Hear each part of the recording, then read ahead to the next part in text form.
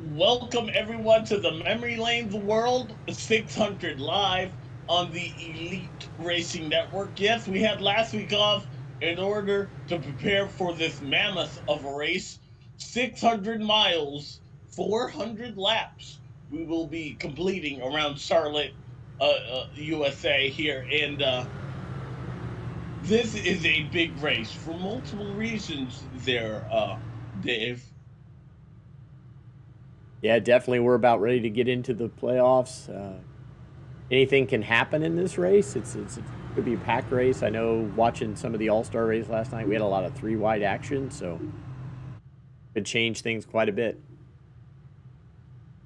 You see, this track is a mile and a half. It's considered a mile and a half.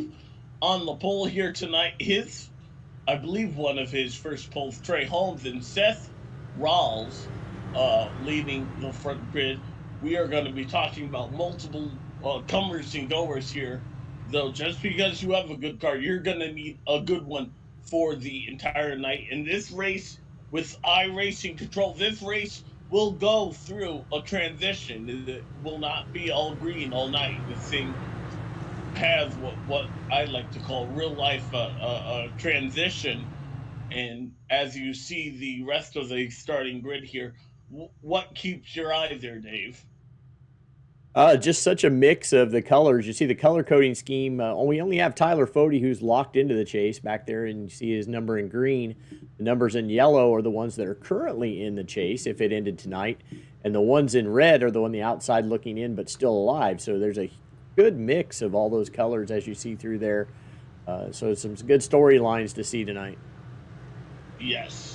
And this is the penultimate opportunity. We're getting down to the wire of when that playoffs set begins in just 2 races. We'll see who will be standing in victory lane at the end of this one. It's a long night, but we're glad you could join us. Trey Holmes gets them through the Geico restart zone, and we are about to be green. It's waving.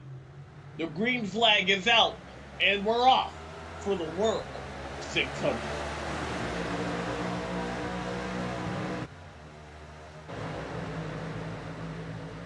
Trey immediately, that inside line took advantage. He'll bring along the 90th Scott Crump and the 5 of Jonathan Cutlip before a side-by-side battle for 4th. Make it 5th place there.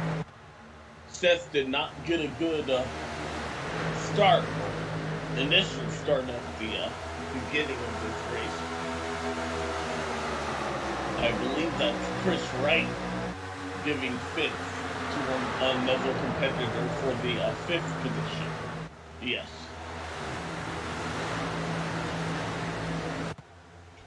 Right now we're seeing the dominant group be on the bottom of the racetrack, but that could change with this race as it transitions, as we're still under the green flag here. Early this race, just a mile in or 3 miles in.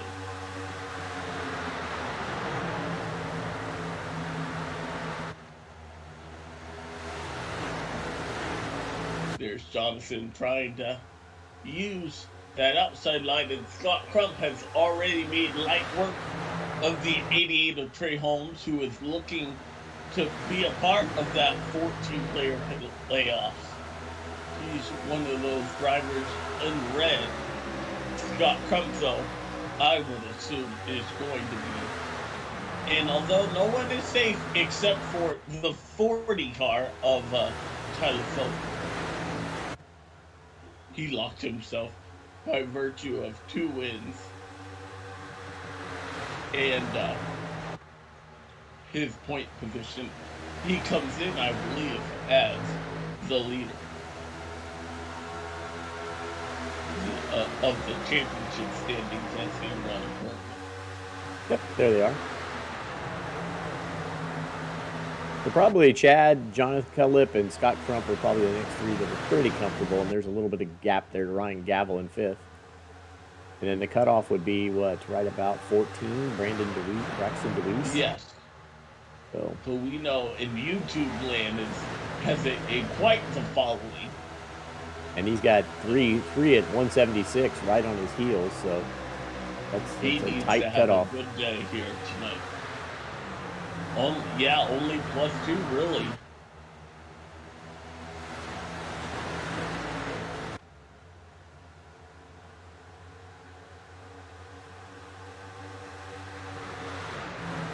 Pretty soon they'll probably all be Currently, single file, and then they'll just settle I in was for a gonna say while. that looks like the world's longest conga line as they snake through the back straightaway. I had the privilege of going to last year's Coca-Cola 600.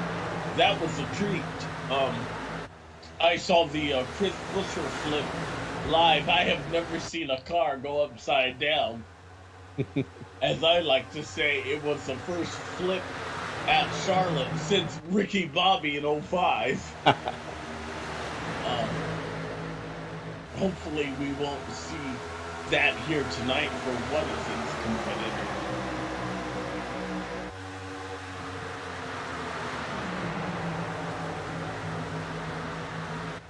That's Rawls in the 02 running the high line there. He's gotten around our bullshit. Which fall.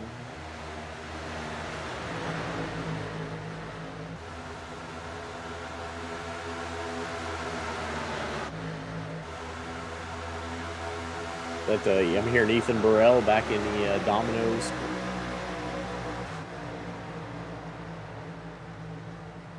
Pizza car. Good to see him, and that's Fresh. a lovely. He's fresh out of iRacing jail. Race last night. Won. Oh, did he win the All-Star race? Yeah, he did the math wrong apparently, and thought he wasn't going to be out of jail in time, but he got on early and showed up at the race and ended up winning it. That's good. I'm busy trying to figure out how I can get 2 free months of iRacing on my broken ankle, because I obviously I can't do the throttle board as we see a battle for position here. Ethan Stanley taking a look, but I don't know, Dave, if that's going to work in my favor. Ethan Stanley to the bottom of the racetrack, and he'll try and take the lead out of turn 2 here.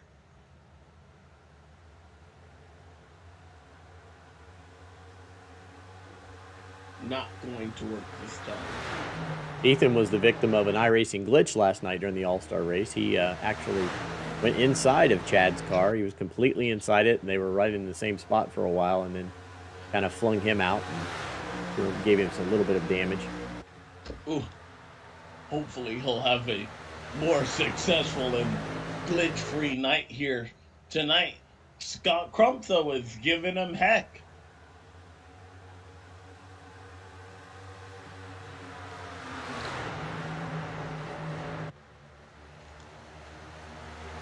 They'll have to settle back into the second position there. Talafoni, though, has made his way up to third place. That's the car that we're going to be talking about. It seems like a lot here. Not just in this race, but in general.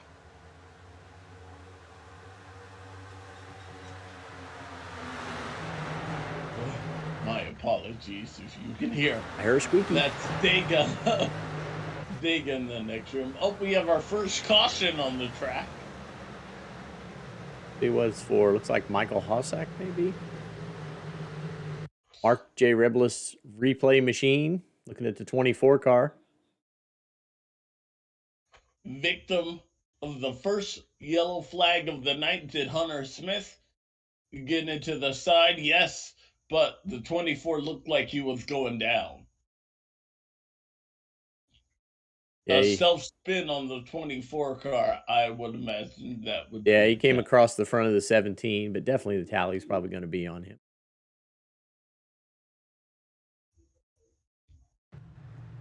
Bit early to come down pit lane, you think? Bit. The only They've run I 13 would be green wrong. flag laps, but drivers are in, starting with Ethan Stanley. Oh, the 24 car, as we mentioned, already getting a tally. Not a lot of tickers on pit road, though. It's going to split the strategy a little bit. We'll see how that plays out as we get our first yellow flag here. We'll take our first break. It's going to be a long night. We'll see who's victorious at the end of it. You're watching the World 600 here on the Elite Racing.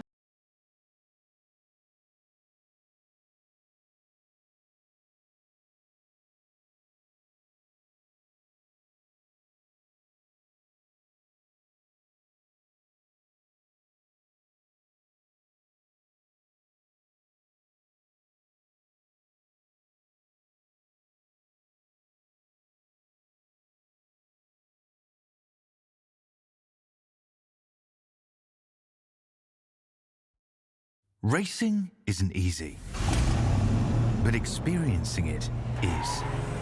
iRacing puts you in the driver's seat with the industry's leading sim racing game. Drive on laser scan replicas of the greatest racing circuits from around the world. Go head-to-head against other drivers chosen by skill-based matchmaking to ensure competitive racing at every level. Compete across all your favorite series in officially licensed cars engineered to deliver the most accurate driving experience possible.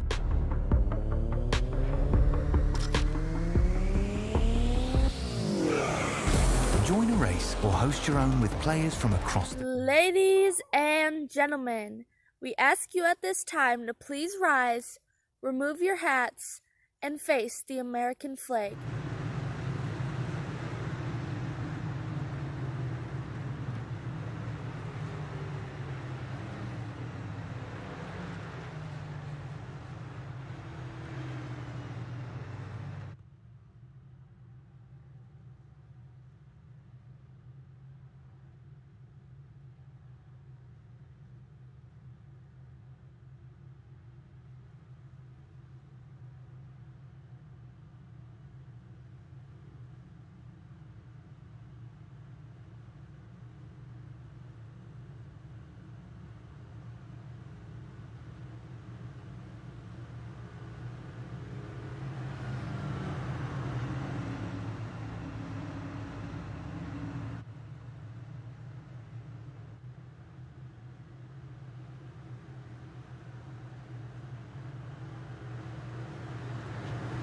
Welcome back. Cleaning up our first caution of the night. Scott Crump going to be hands of the first restart here. As he travels through the Geico restart zone, we are back to green here at Charlotte.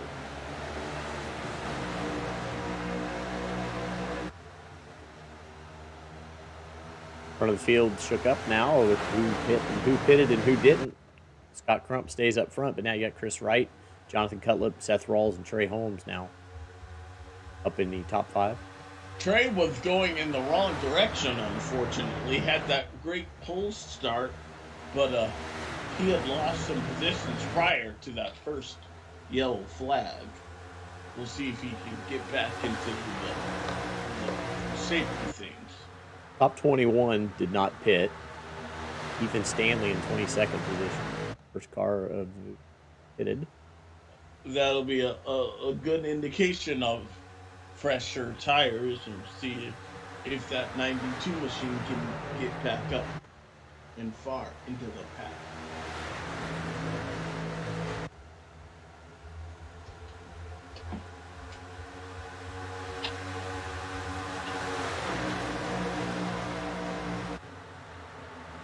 Johnny Thomas in the 91. Battling there with Justin Vandermarl in the 21.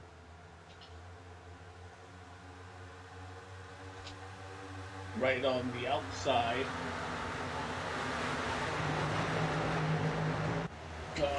There's a lot of seeing what works right now, a lot of experimentation. We're not going to have stages, something that is new relatively for the 600 in the real world.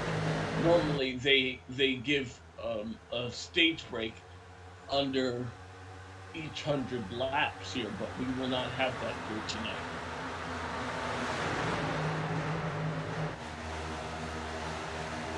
A bit of three wide back here. We were unable to get a field count. We'll have to see or ask one of these drivers what the fuel window is.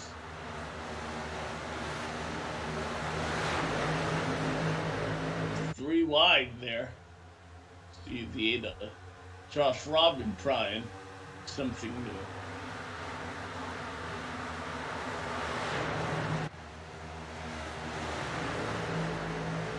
Back up front, Chris Wright under some pressure from Jonathan Cutler.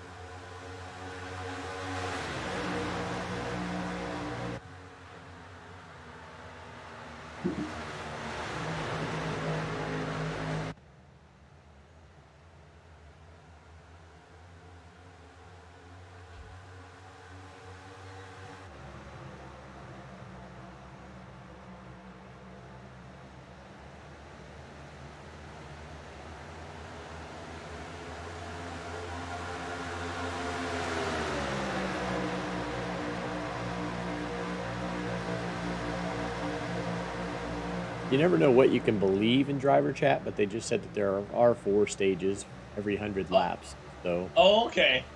We'll see what happens at lap 100. Yeah. That was not in any of the information that was given to me. That was relayed to the broadcasters. You know, they just think of us last, though.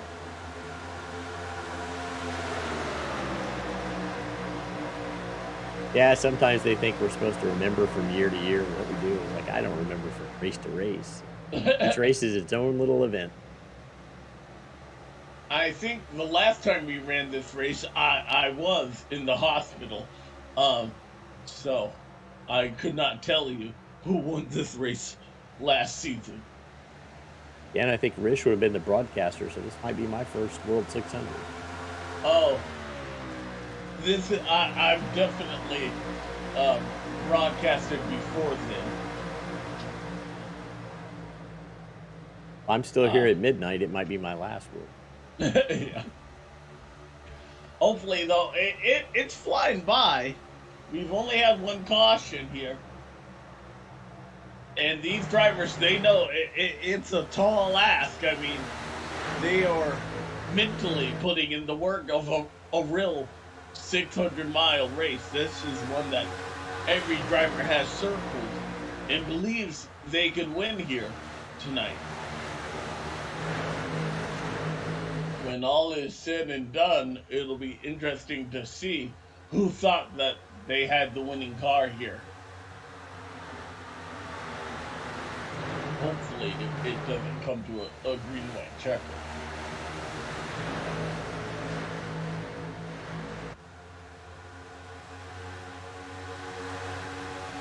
I think the goal is just to be on the lead lap when you get to the last 20. You'd have a shot by then. Whatever restart comes after like 50 laps to go. Other than that, just stay clean.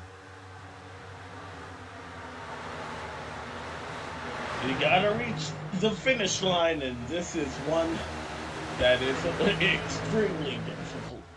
It's why it's considered one of the crown jewels in NASCAR. How's the saying go? In order to finish first, you must first finish. Yes, and that is no truer than right here at Charlotte. The ending, I believe there were 22 cautions, if memory serves me right, back last summer. It was hectic. I just remember if Austin Dillon had cleared that last wreck by like 3 inches, he would have won that race. Although it ended up going into Denny Hamlin's favor, and he's kept my streak. I've been to 3 Crown Jewel events in my life. Denny Hamlin has won all of them. The Daytona 500, the Southern 500, and the Coca-Cola 600.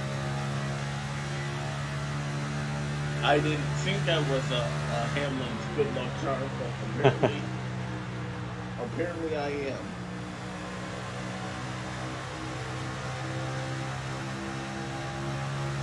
Ryan Gabble's our hard charger. He's up 33 spots from his starting 6th now.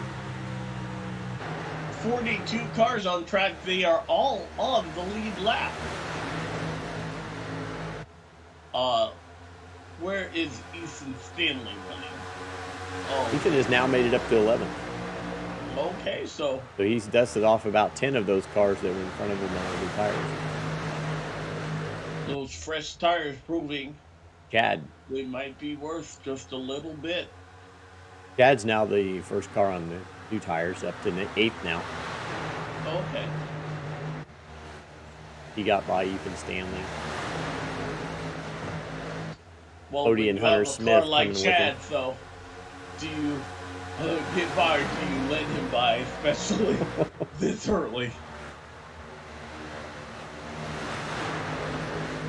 I'm just kidding. It's all in good fun here. But this gaggle of cars, what is this? Ace on back, led by Ryan Gavel. It's a hornet's nest.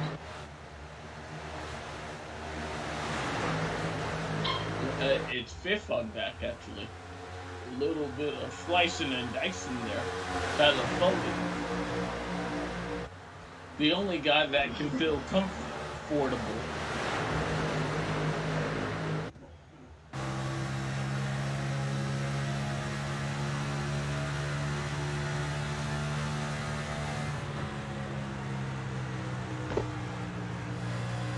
Currently in the 6th position there, our championship leader, having a good, clean race so far and inside the top 10.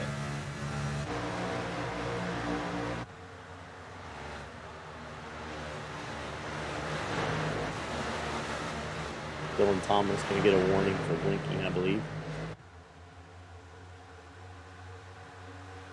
A little bit off and on last night, too. Let's see, 88. Home.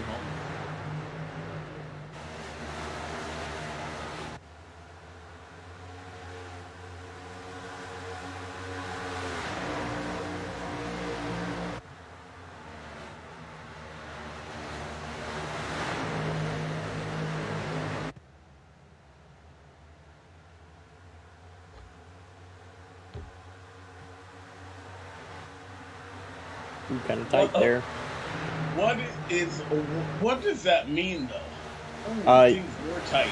If he continues to blink, the race control can ask him to drop to the bottom, get out of traffic, and if he blinks even farther, they can park him. Ooh. Main things don't want him to be around somebody when they're blinking. Yeah. Especially, I don't know if that problem is gonna remedy itself here. Yeah, sometimes it does, sometimes it doesn't. Depends on what the cause of it is. So that's kind of why they give them a warning. And in the second one, they just say, "Well, don't be near anybody." And if you can run blinking and not be near anybody, then you can stay out on the track. Scott Crump, though, currently in his own zip code. Over a second on Cutlip. Having a good run there. First car, new tire, Chad Frankenfield has stalled out at about the 9th spot. Battling for 8th. Here goes Tyler Fody, though. Fastest car on the track right now, Tyler Fody.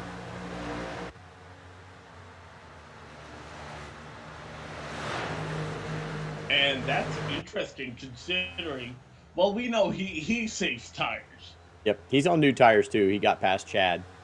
Oh, Yep. Is he okay? Yeah, he's now he got tires on lap 14. That was the caution came out on lap 13. Yeah, so now the new tire cars are Fody in 2nd, Ethan Stanley in 6th, Chad now battling for 8th. Oh, I hadn't even seen that Ethan had been able to get through. Yeah, he's About 4 cars back behind Tyler there. Trying to get by Seth Rawls.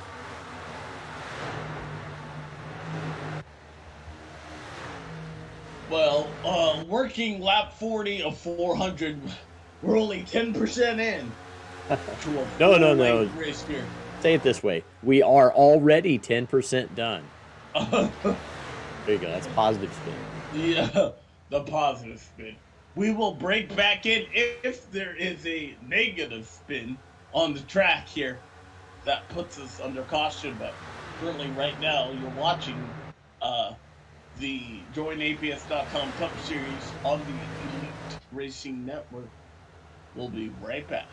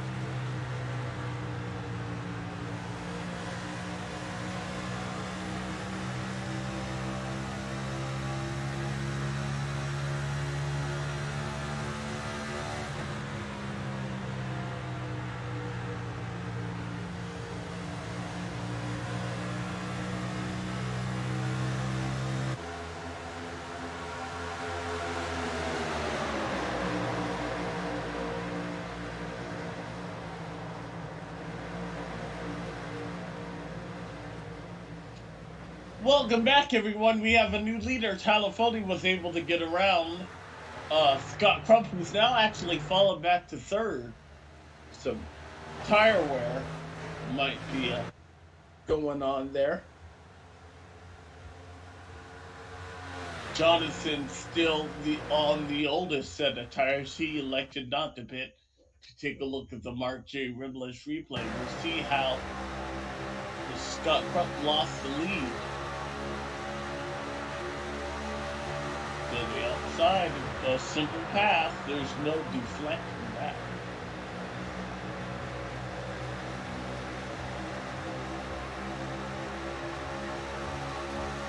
He'll complete the pass off the two and down the back stretch. And he's almost opened up a full stick and on second place.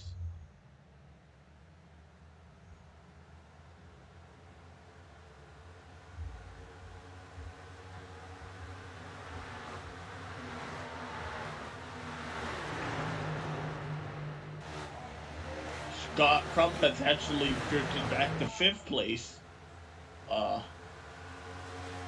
Wonder if he abused his tires there, and it's starting to show deep in this run. Do we have a count? The drivers were talking about stages. Did they mention their fuel window at all? They did not. No hints of that yet. We'll have to try and keep some feeler out. I can send some messages out and see if I can get anybody.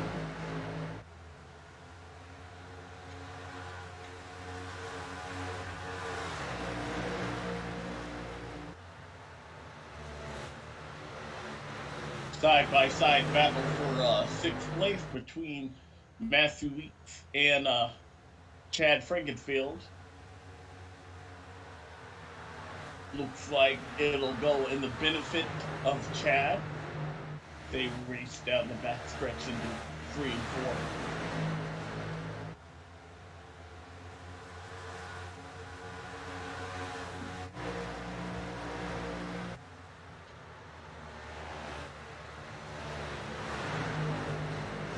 Working lap 53 of 400. Slowly but surely dwindling away.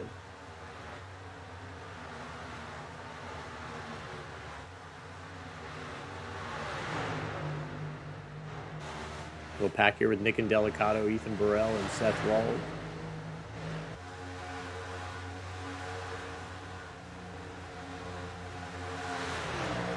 Ethan running. Where is Ethan running? He was the All-Star winner last night, and he's doing a great job in that Pro Edge Racing Toyota Camry. A lot of red, white, and blue tonight, isn't there? Well, this race is normally run along Memorial Day weekend, so I can see the significance in red, white, and blue. Yeah, look at David Tucker, that 19 car. Weeks has an 11, white and blue. All those cars. Check out Robert Hill. He sent me a sneak preview of his. Robert, not Go having Canada. the best day though. He's running back there in 40th. Go faster, Robert. Go faster. Go get.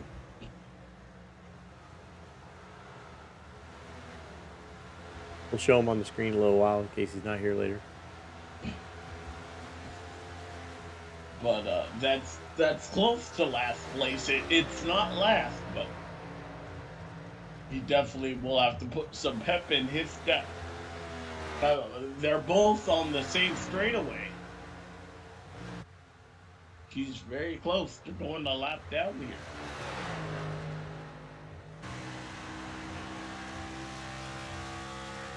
And so far, with only one caution here tonight, if that trend continues, there won't be very many opportunities to get that lap back.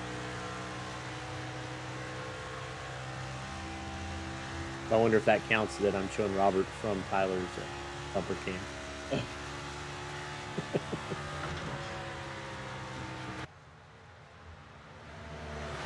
He better hustle or we'll be seeing him soon.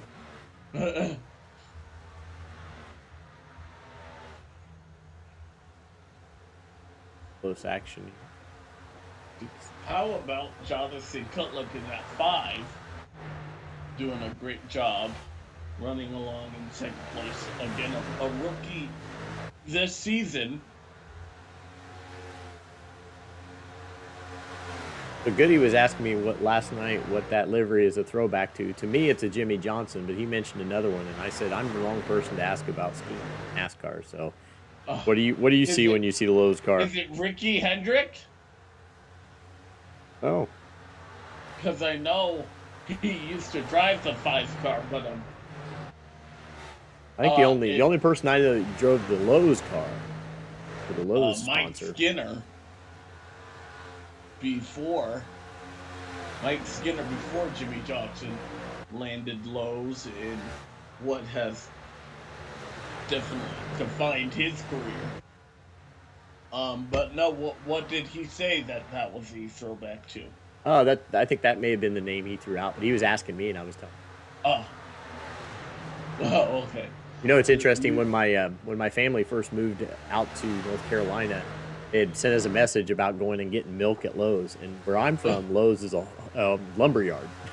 Oh, yeah. That's why I'm like, maybe you shouldn't buy your milk at a lumber yard. Yep, it's a grocery store here now in Charlotte, where I'm from now currently, and I have been there. It's really nice, but I had no idea that it was the name of a grocery store until I visited them. Weeks was a little loose there coming out of that corner. Back in the 6th position, battling hard against his teammate there, the 19 of Dave Tucker.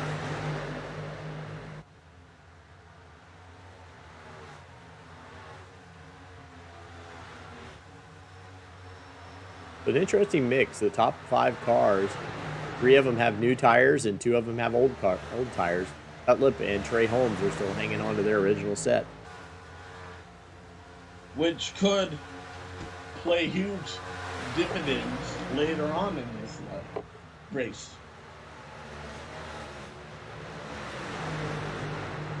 Caution.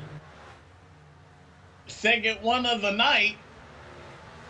I believe we're going to see everybody in the... Oh, no. Car with my name on it. Ryan Gavel. See what we got going here with Gavel. Let's see what happened here to the 01. Keep an eye. It's right in the middle of your screen.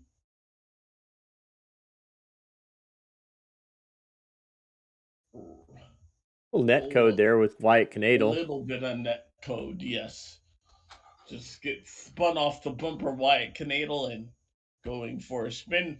Good news is he really didn't hit anything, and hopefully, if the track sees it as net code, he won't be issued a tally.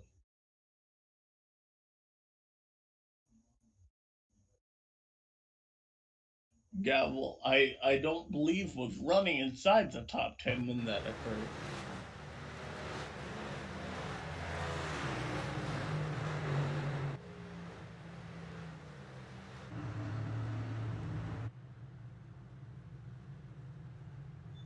So far, everybody's coming in. Nobody's stayed out yet.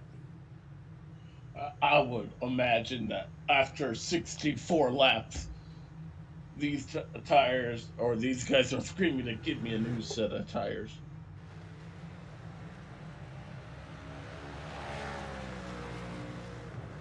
Somebody will stay out. You know who it'll be, right?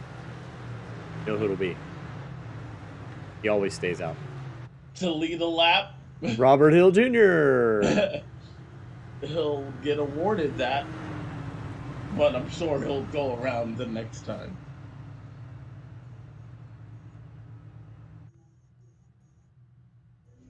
Pride of Canada.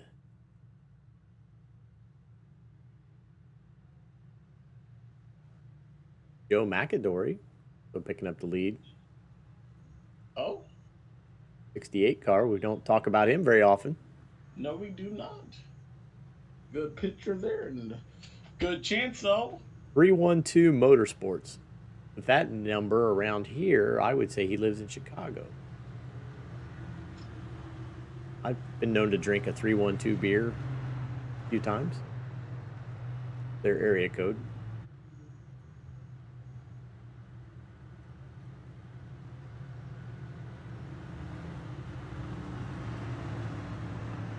They're gonna go down. Chris Wright also stayed out as well. So Robert Hill and Chris Wright are the only two that have stayed out. That would be your broadcast team from the Grand National Series on Monday. Yeah. They do an excellent job providing the pictures and sound for you. Speaking of which, I think we'll take this time to take a short break here. We'll be back with the second restart of the night here for the World.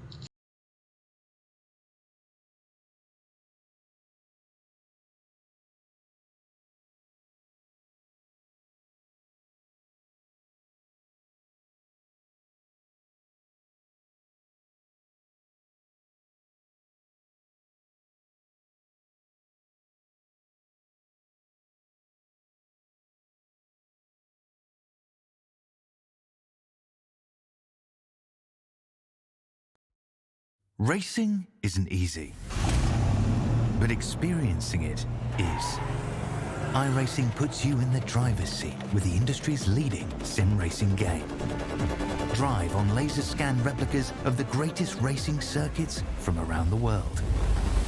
Go head-to-head against other drivers chosen by skill-based matchmaking to ensure competitive racing at every level. Compete across all your favorite series.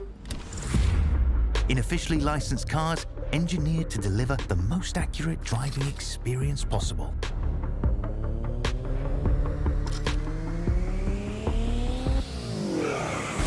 Join a race or host your own with players from across the globe. Race against the computer or in a league with friends. Feel the thrill behind the wheel. Visit iRacing.com.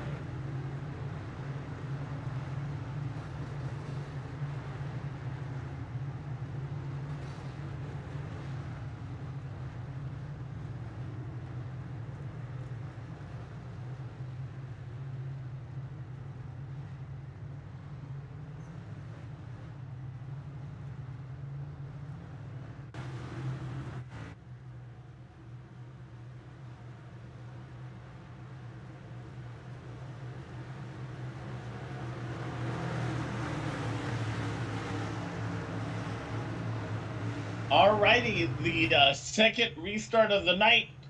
Tyler Foley and Jonathan Cutler, we saw some action on pit road there. Yeah, Gerald Campbell spun on pit road. He was issued a tally for that during the caution. So, for the tally counters at home, Michael Hossack and now Gerald Campbell with one. Side-by-side battle for second, Jonathan Cutlip. Trey Holmes in the middle. There's Matthew Weeks trying to make a dive bomb move. He'll take that position. Where is Scott Crump? Fell all the way back to 10th place.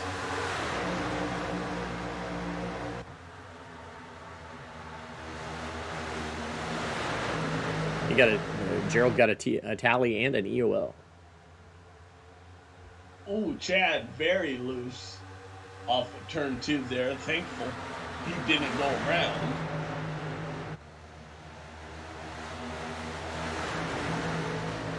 The 48, is that Nick Massey right behind him? Yes, it is. Making his name right inside the top 10 for the first time here tonight.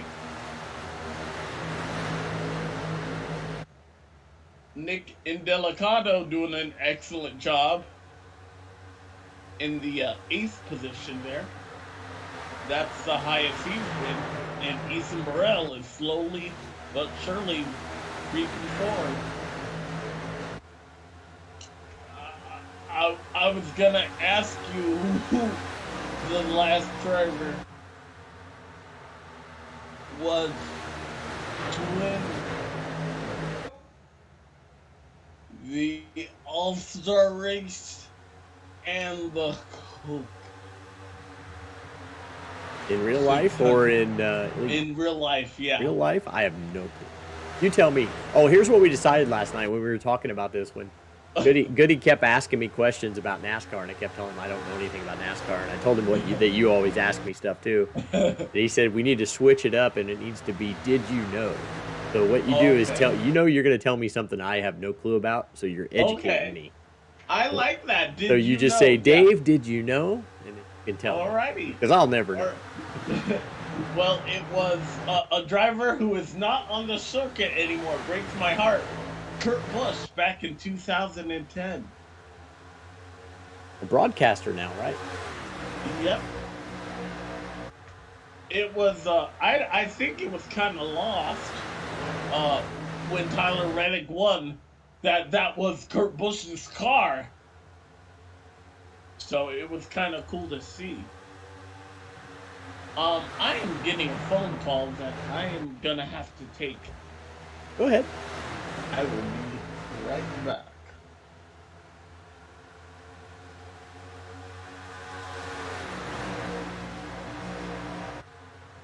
I'll take this time to do a couple of shout outs here.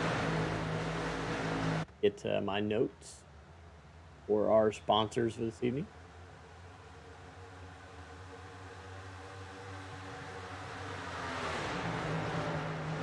TA Services. For over 36 years, TA Services has been a trusted domestic and international full-service third-party logistics provider, offering freight brokerage, managed transportation, warehousing and fulfillment, and cross-border logistics services to shippers around the globe. TA Services moves what matters to you. Let the TA Services team make ship happen for you. Blue Egg Marketing. Blue Egg was the sponsor of last night's All-Star race and also one of our premier sponsors. Blue Egg is the marketing department for small businesses. Constraints catalyze creativity. We help businesses punch above their weight class. Our last premier sponsor is Worldwide Technology Raceway. Worldwide Technology Raceway is a motorsport facility in Madison, Illinois, just east of St. Louis, Missouri. It features a 1.25-mile NASCAR Cup Series, NASCAR Craftsman Truck Series, and an open wheel series. It also has a 2-mile infield road course used by Trans Am, SCCA, and Porsche Club of America, a 1/4-mile NHRA drag strip that hosts the Midwest Nationals event, and the Kartplex, which is a state-of-the-art karting facility for our premier sponsor.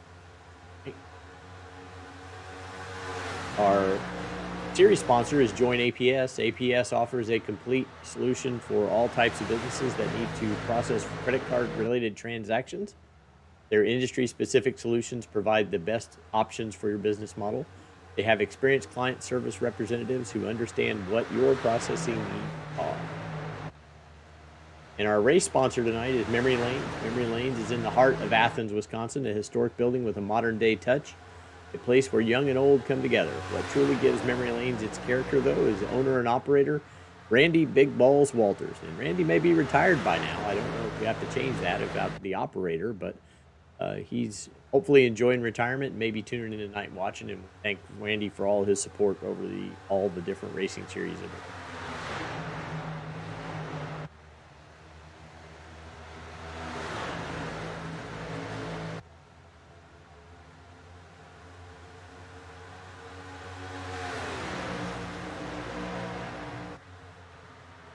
Alrighty, we saw Ethan Stanley challenge for the lead there, but was unable to complete the pass. Will he do so this time? He has a run and a look.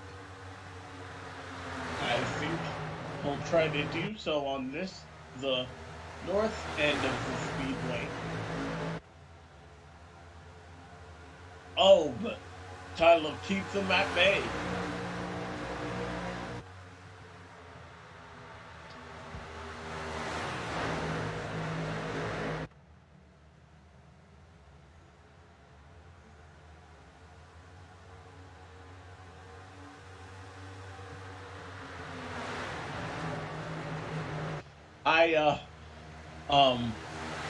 I've this is the only track there, Dave, that I've actually ran in real life, so I know the direction is actually north when I say north versus south. Other times I'm just going based off of what the commentators are saying that I've heard at a track. Or I try not to get too specific, but I was like, yeah. I've driven my Corolla around. It was the road course edition, but it was so fun. We did get some intel on fuel, so maybe around 80 laps on fuel, but I don't think that's an issue because the tires won't last 80 laps. Okay. Tires So- seem to be our limiting factor more than... We'll say around 60 because that was the last one.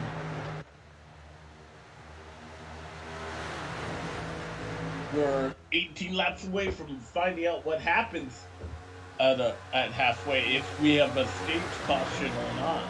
So excited since we don't know. We don't know. Nobody spoil it for us. You out in YouTube land. This is being broadcasted on YouTube and Twitch, right? Just Or YouTube. Yeah, just It's YouTube. just YouTube. We have some drivers that do their Twitch feeds. I know Matthew Wheat does Twitch feed. But we want you to watch us. Yeah. You can watch his feed later. Yeah. But if you're also on Twitch, make sure you're checking Matthew Weeks out. Shout out to Tate Lytle, who was in the YouTube feed saying hi to everybody. He says misses us all. I don't know if that means all of us all, but he misses most of us maybe. Always good to hear from the defending series champion. We miss you there, Tate. Like he's going to go over in this season. Real world How must be about- keeping him busy. Ethan Burrell up in the fifth position. He's cracked the top 5, trying to do something that hasn't been done in 13 years, and that is win the All-Star race and the Coke 600. As I mentioned, Kurt Busch, the last driver to do so back in 2010.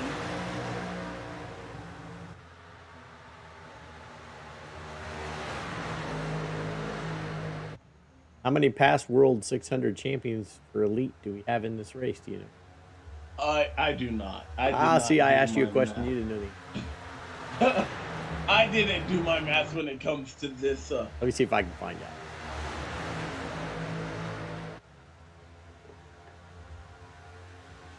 This has got to be the either the 6th or 7th time that we have run this race, though.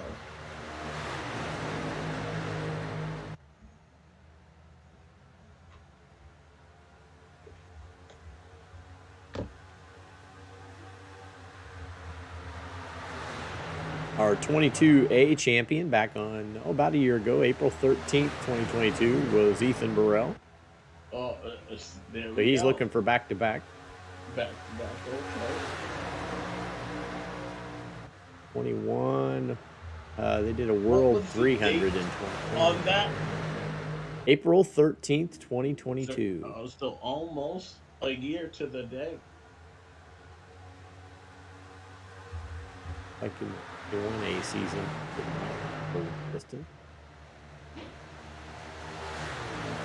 I mean, I just remember one time we were doing the 600 and I had COVID. And it was miserable. I could not last the entire race. Ethan's up to 4th. Battling hard on the outside. 20B season and the 600, 400 laps. David Tooker was the winner of that one. Okay. That is the one I think I It was November of 2020. Yep, that's when I got COVID. Yep. Oh, that was miserable. Would not wish that on anyone. Are you kidding? It's just a cold. In all the papers. That was the sickest. I've never had restless leg syndrome all over my body. That's what it felt like one night. Knock on wood, I've only had it once, and it was definitely the worst illness I've ever had. The 99 of Kwame Scott there. Go 3 wide. In a third lane. Competing. He kicked Ethan Burrell out of the top 5, and it was a 2-4. He got Chad Frankenfield in that move as well.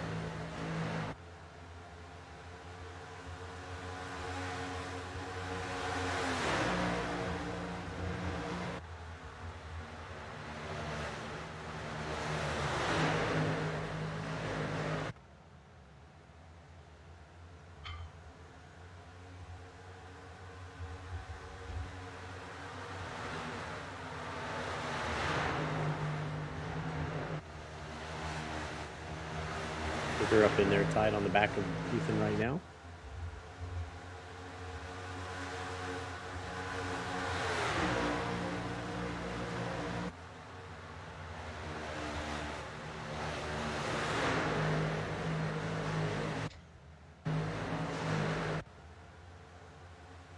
Back here battling for the 14th and 15th position, Seth Rawls and Braxton DeWeese going right up there.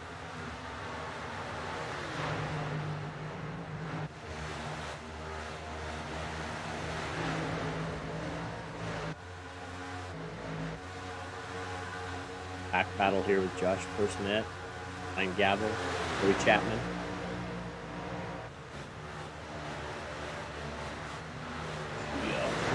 I'm sorry. Sometimes on my screen it's a little bit grainy, and now it's clear, but I can't see the numbers, so I just see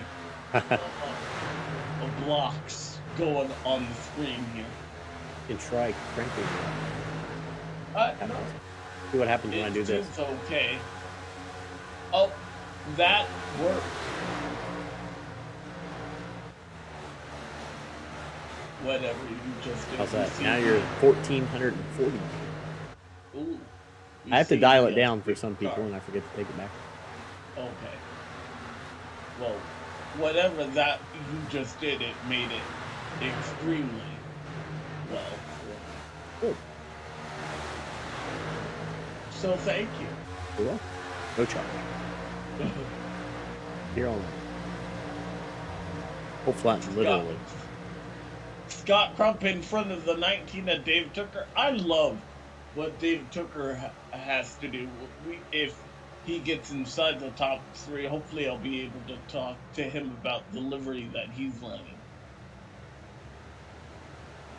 If he made that, or if somebody else. Stay on the hood, Hoonigan?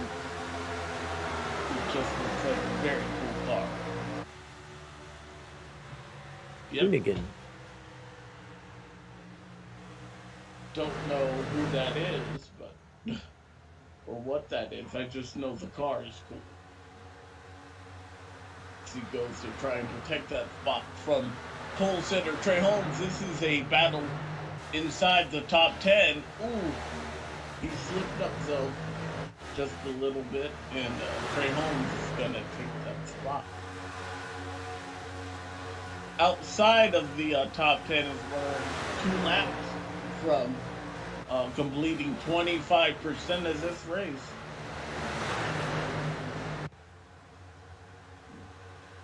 Check on Mr. Fody again. Still with the lead, but he hasn't walked away with it like that previous run.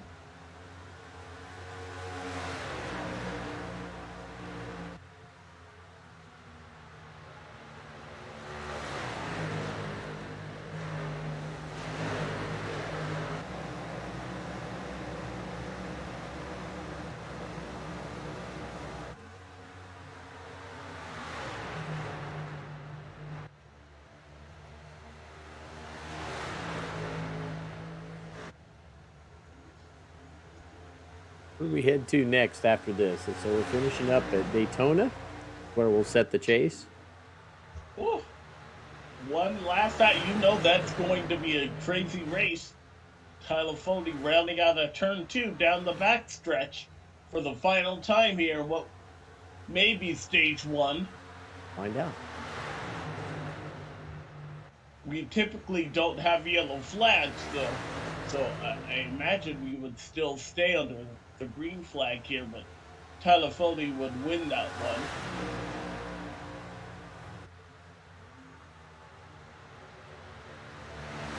But we are now in a triple. We're in triple digits. So this race, I've been told, not only is it physically exhausting, but just mentally to be there the entire time. Most of the track is shaded now. That's not how we began this race. So we see that this track is going through a transition, probably cooling off.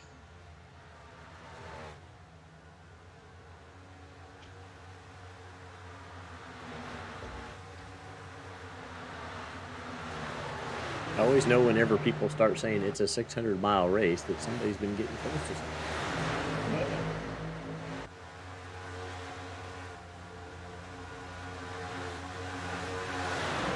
I'm impressed with the pace that we're setting. Only 2 cautions here.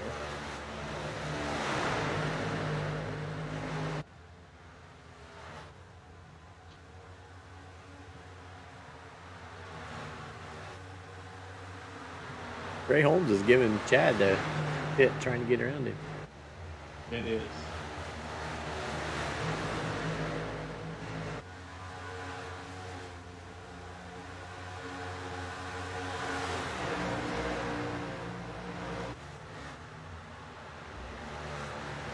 Matthew Weeks, who's 9 laps down, working his way back up through the field. Yeah, what happened? He was inside the top 10. Yeah, I don't know. I didn't see any. Must no have incident. Had a problem there. Outside of it. Guess we were watching his Twitch feed. We would. The car. Only one car out of the races seems like Casey Hatch in that 14 and running along in the 42nd position. He was a victim of the accident on pit road with Gerald Campbell. Ooh. That didn't look like a hard hit, but obviously it was.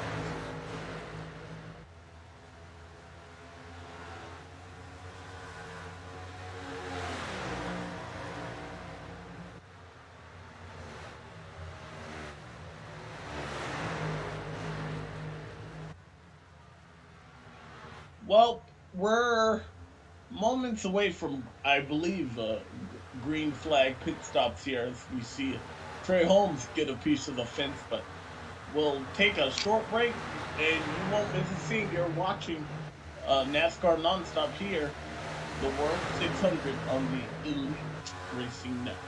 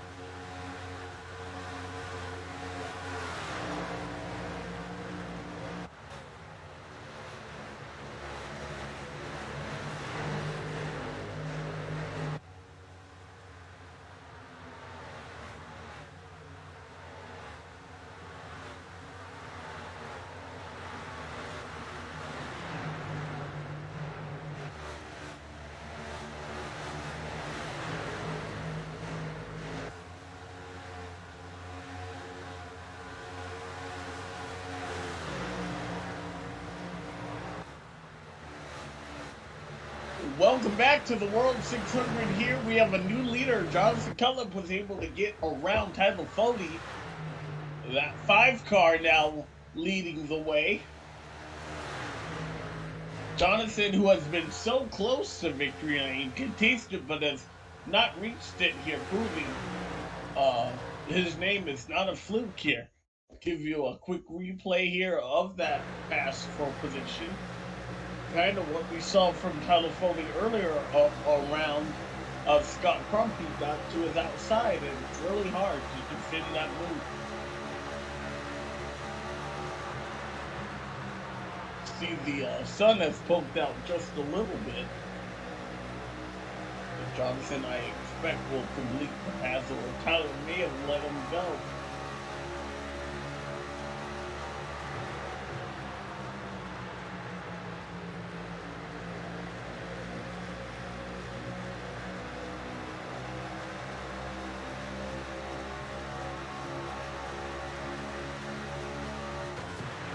He had to work to get that pass, and currently the lead separated by just 0.2 of a second here. Want to welcome a driver analyst who will be sitting in with us for the rest of the race here.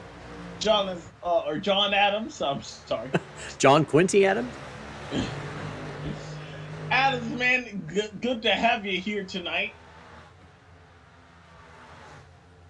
What do you think of the race here so far? Well, I haven't gotten to see any of it, but I hear they've just they're just plugging away and running laps, which that's what you want to see in a race this long. So they're not wasting time doing a bunch of caution laps is good. Mentally, how hard is it to prepare for a full race, such as the 600? Well, it's definitely a tough race for sure. I mean, we're used to running weekly 100 lappers, maybe no more than like 200 laps. So when you see 400 and 600 miles, it's definitely different than anything these guys are used to. And I think preparing for the race, it's easy, but staying focused throughout the entire thing, especially when they're in a run like they're doing now, is the hardest part. When was the last time these cars were on pit road there, Dave? Do you have that info? All right, so we're coming up, I believe, on green flag pit stops. It's been about 62 laps here, or almost. I can't do math. Almost 60 laps, yeah, 64 to 123. That's 59. If my calculations are correct. And they may not be, but anybody else want to second guess me or just check? It did? Okay. Alrighty. That's what I thought, but I just wanted to be sure. Yeah, I'm seeing the one driver that I came in kind of as a spotter for, just to watch the in-race view. He's got about 10.5 laps of gas, so pit road should be a pretty busy place here very soon. We heard that it's not so much gas that'll bring in, it's the tires. Can they last? And it's looking like these will be the first green flag pit stops. We haven't had many of those this season here, but we've had drivers lose it. Take it back to Pocono a couple of weeks ago that we saw R.C. Anderson, who's not here tonight. He threw his race away on pit road.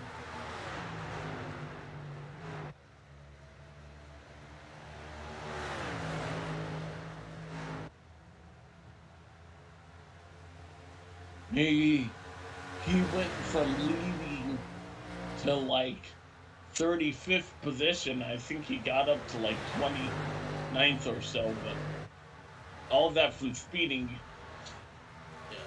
This is a long race. You might be able to overcome a penalty like that, but you need to make sure you have a flawless execution of a stop here, especially under the green flag. 30 seconds, that will put you a lap down here. 34 cars on the lead lap still.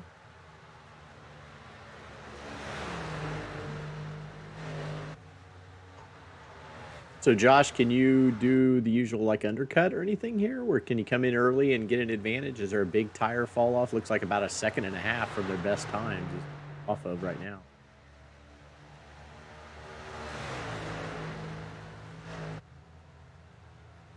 Yeah, it's tough to say. You know, I haven't seen what the wear is yet, but you could definitely undercut and make up time if you're staying green, because you know, if they stay green for a few pit cycles in a row, you can definitely make up time. Here's our first taker. Our first taker is going to be our all-star winner here. 37, and that looks like it was a good, clean stop. You just don't want to beat yourself here.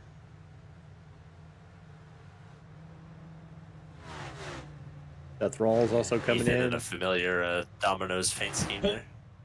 Yep. We were talking about that earlier. The red, white, and blue seems to be a theme. A lot of cars are running a special paint scheme here. Maybe he just went and got the car off the museum floor from last year's win and drove it right out there.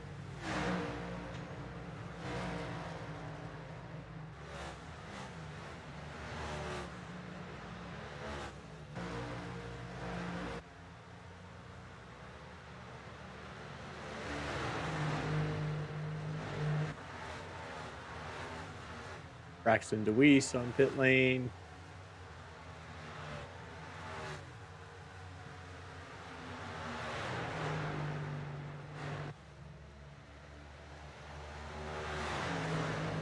Michael Hossack in, multiple laps down.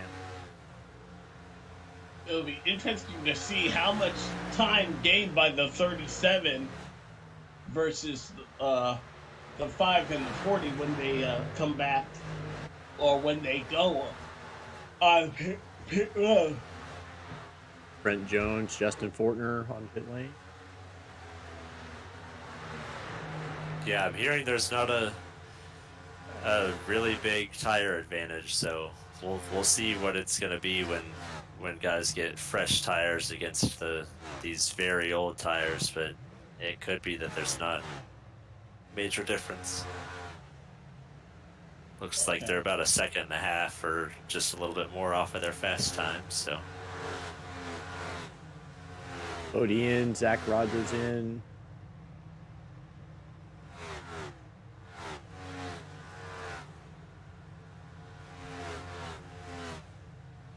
The Personette. Vandermaal right in front of him. Trey Holmes.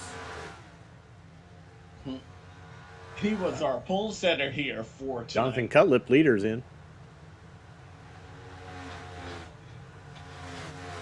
And these are all scheduled stops here.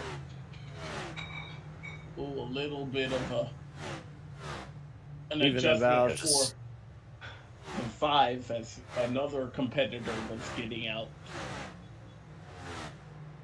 Got the leader, Scott Crump, coming in. Gonna hand the lead over to Nick Massey.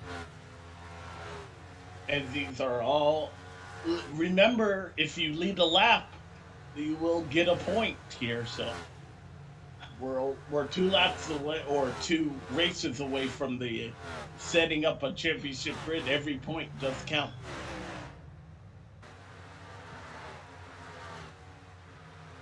Nick's coming in this time by.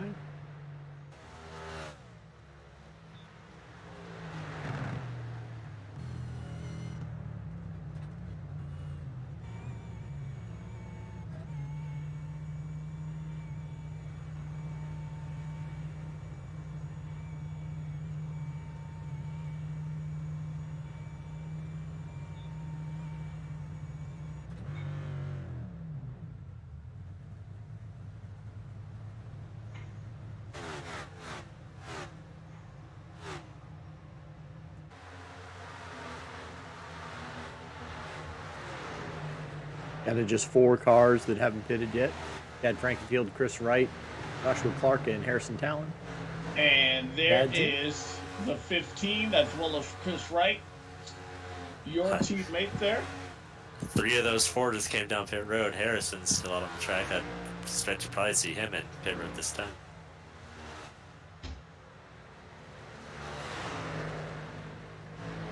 And he would be making. We know that a full fuel run is about 80 laps here.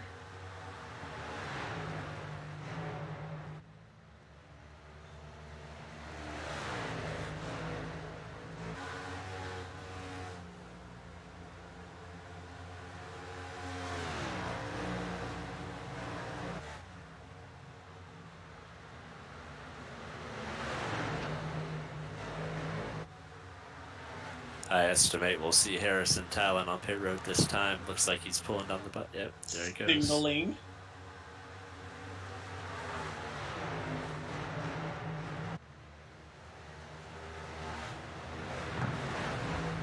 Here we've got a wreck on the track somewhere. Uh-oh. And the caution flag is out. Third one of the night. Just in fourth. Go back and see what happened. In the 26. Oh, got a tap from, is that the 92 or the 32? No, the 92. Ethan Stanley. And just goes around the north end of the speedway and bringing out only our third caution flag of the night. Wonder who the tally's gonna go on, though. Go back and ride with. I have a feeling I know how it's going to go, but I don't think it's going to be the same as what they're going to call. Okay. Well, we're the booth. We can't be touched, so go ahead and say what you believe there, John. I think that would be. I believe they'll call it on the 92, but I have a feeling they'll call it a racing incident.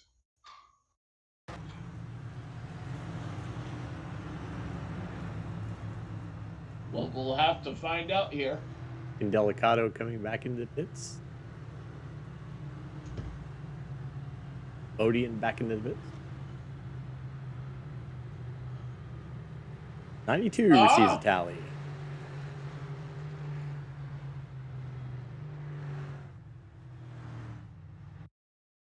In an incident with Seth Rawls on the track. Come to the stop, I guess.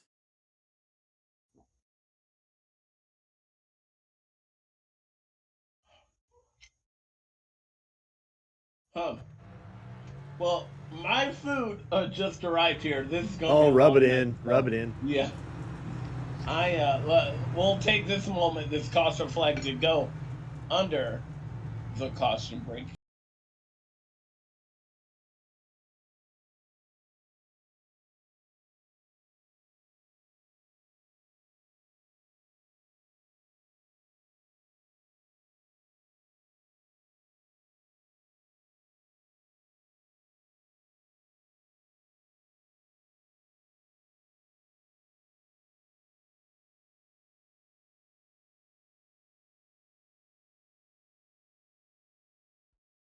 Racing isn't easy, but experiencing it is. iRacing puts you in the driver's seat with the industry's leading sim racing game. Drive on laser scan replicas of the greatest racing circuits from around the world. Go head to head against other drivers chosen by skill-based matchmaking to ensure competitive racing at every level. Compete across all your favorite series. In officially licensed cars, engineered to deliver the most accurate driving experience possible.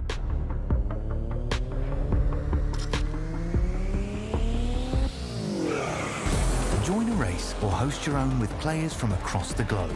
Race against the computer or in a league with friends. Feel the thrill behind the wheel. Visit iRacing.com.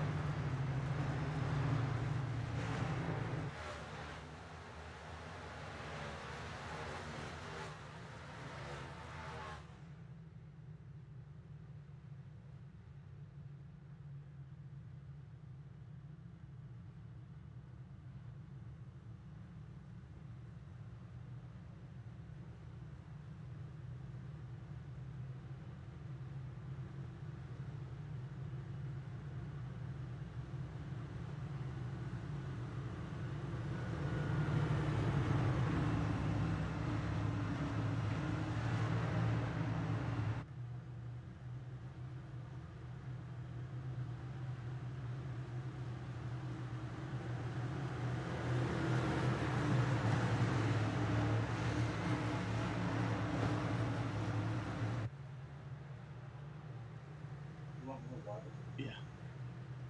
Welcome back. We are cleaning up our third caution. We are back underway. 5 cars stayed out underneath that yellow flag.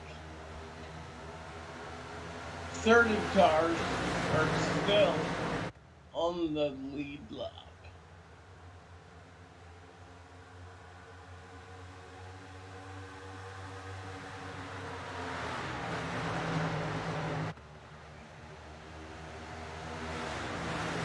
So far, the race has been Jonathan Cutlip's race to lose here. He's shown the most consistency among the top 5. Tyler Fody just had a pit stop, so he's mired back in traffic. Hopefully doesn't find any trouble, though. Ethan Burrell, also another competitor that we've been following. He's back in the 9th position.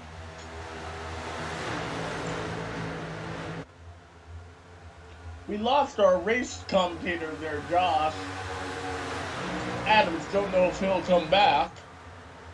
Yeah, he's back. Here he is. Welcome back.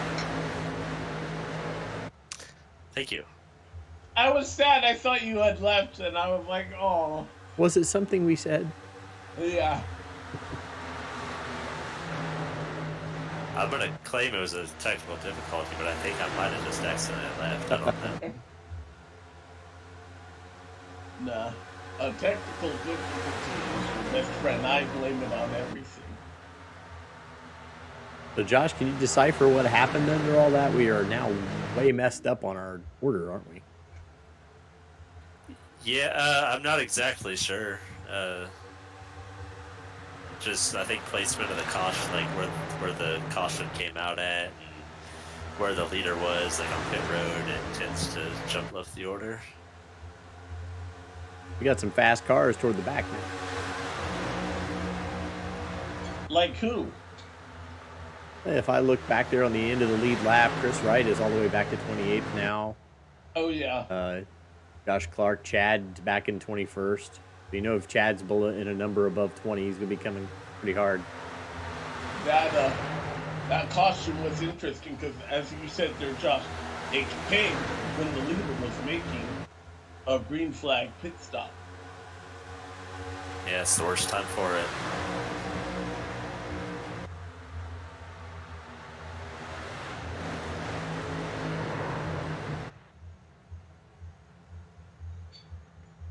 Oh, David Tooker had an issue, and we are under the 4th caution flag of the night. Ethan Burrell. Ethan Burrell around at turn 2. See what happened. Mark Rebelus replay machine. Not Friendly fire. we wanted. I saw the 19 have an issue there. Did he get into the side of the 37? Yes. Interesting. That is Trouble in paradise? yeah. Don't know why the 19 of David Tooker, and I would have to imagine that he just missed the corner or something. Didn't like his pizza. Yeah, there had to have been something that happened to the 37. I mean, it looked like he checked up on quarter entry, and I thought that Tooker would have had enough time to check up himself, but I'm wondering if when Tooker checked up, if his nose pushed and got up into the 30s. That's the only thing I can think is. Yeah, because this What is happened your right there, boss. I'm not sure. The one person you don't want to hit or take out. Yeah. I can't imagine Tooker doing that on purpose. So something awry on that 19 car, but he definitely sent that 37 car, who had a race-winning pace in that machine and was last year's winner. Yeah, the thing about these new next-gen bodies, they're very resilient, so I'm guessing that Ethan should be able to get that fixed up and get back in the race.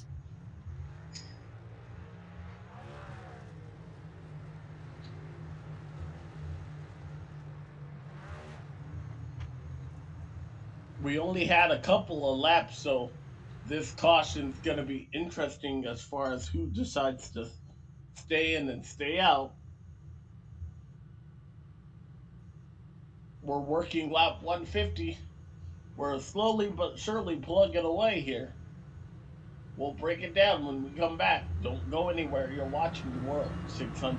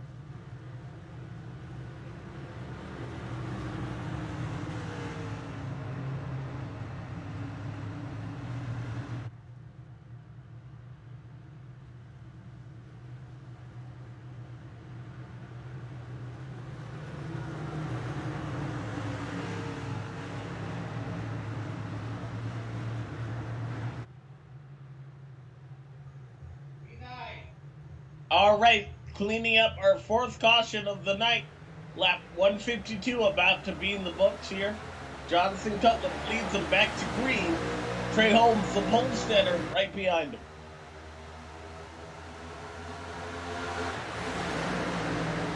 We've had an interesting couple of minutes here. We were asking ourselves why that contact happened between the 37 and Josh. We understand that you have some information about what happened between the 37 and the 19. Why don't you go ahead and lead us with that? Yeah, I had to run down pit road real quick to get a scoop, and it just sounds like one of the drivers involved had a cat jump on it, and you know, I guess that's not comfortable driving in a 600-mile race, and It almost never happens in real life. And friendly fire happened on the track. I'm sorry. That is exactly the text, because I straight up asked him what happened, why'd he do that, and that is exactly the text message I got. Was that his cat, David Tucker's cat, jumped up? Can you imagine? It's one of the things that I guess in the sim racing world you have to deal with. You can't get in there unless you lock yourself in the room. You can't get away from stuff. I'll add that to my list of reasons not to have a cat. That's like when we were in elementary school and we tried to get out of losing our homework and say the dog ate it. That's like the sim racing equivalent. The cat jumped on me and I wrecked it. So the question is, did Ethan take that excuse? Sounded like Ethan was okay with it. I guess he's never going to be okay with it getting wrecked this early in this race. Especially a team, but he probably cut him a little bit of leisure because it was his teammate. Yeah, it's probably a good thing it's a teammate. If Tucker had to explain something like that to, let's just say, Scott Crump, I'm sure they'd probably still be arguing about it. So. Death penalty for the cat. Oh yeah. We don't need to get PETA too involved in this broadcast. Cat just wanted to drive. I can honestly say that I've been broadcasting for Elite for quite a number of years. That is the first time I've heard that. Yeah, but yeah, I tried to get the scoop and they told me that it wasn't going to be as good as I wanted. And we came back and we made Alex laugh, so I guess that's all that matters. Are you kidding me? No, it's not going to be as good. That is the best thing that has happened all race, besides the excellent racing. Racing reference draws down causes of cautions. I would love for that to be an official cause of a caution. A cat jumped up. I think they had I forget what track it was, maybe Fontana or something. Earlier in the year, they had a cat actually come on the track. A black cat? Yeah, I did see that. I heard it was unfortunate for Joey Logano. I believe ran that cat over. Oops. Wow. No, I really don't want to. Yeah, we'll table that conversation. Yeah. Yeah, let's get back to the conversation at hand, and that's this lead between Jonathan Cutliff and Tyler Fody. Yeah, Tyler Fody wants it, and he'll take it on the outside of Jonathan Cutliff. Nick Indelicato as well, looking pretty racy. Looks like if you're going to make a move on somebody, that the top side's the way to go. That has been all. We've seen some green flag passes, which I love to talk about for the lead here. But they've mostly been made on the outside.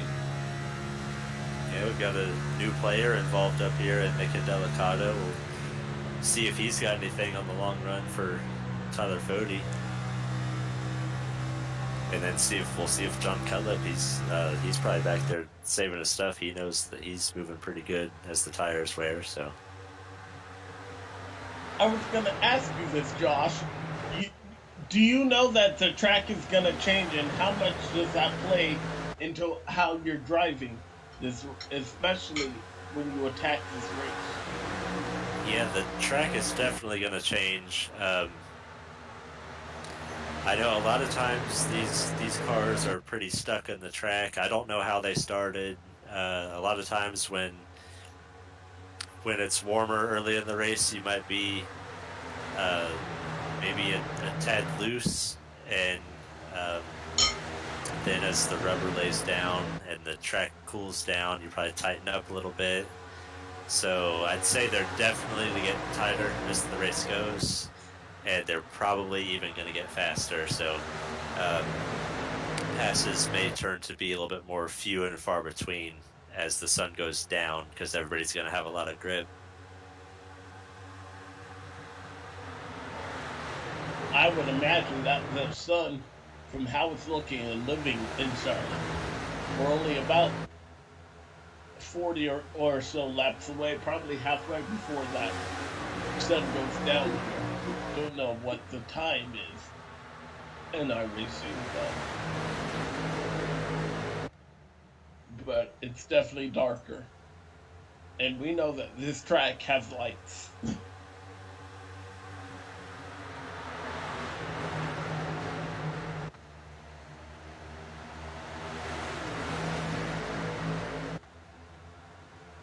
Yeah, it looks like it's about, is it 8 o'clock? Just about to hit the 8 o'clock hour in the sim. So, got, I think, what, less than an hour of sunlight left in sim. Oh, yeah.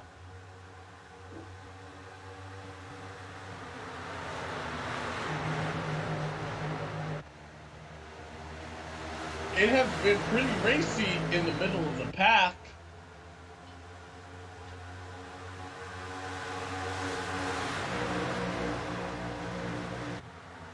Yeah, it looks like that battle around, you know, like 8th or so back through about 15th has been pretty hotly contested. Yes. At one point I called this the world's longest conga line, how they were snaking down the backstretch. It really hasn't lost that momentum as we work lap 167. They're starting to 30 single laps file away out, but from halfway. see some side racing back there at 12th with Andrew Rucker and you know, Zach Rogers is in there. Got Ryan Scholl, Scott Crump trying to make up some ground on the bottom.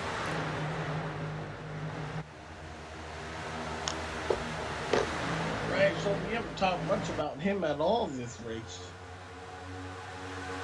He's whole humming around.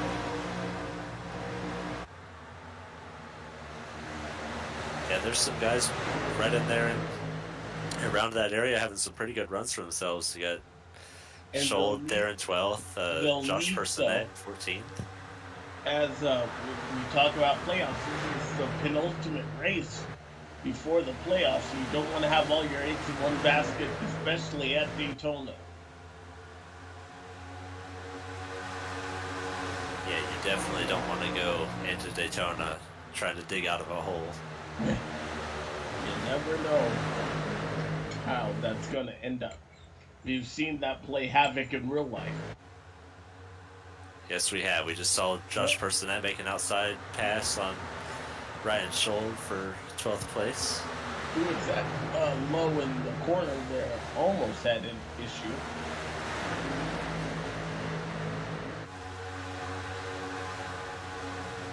I tell that maybe a lap car down there. I think it is, yeah. Don't know who that is, but Be Destin Durr. Several laps down. 4 laps down.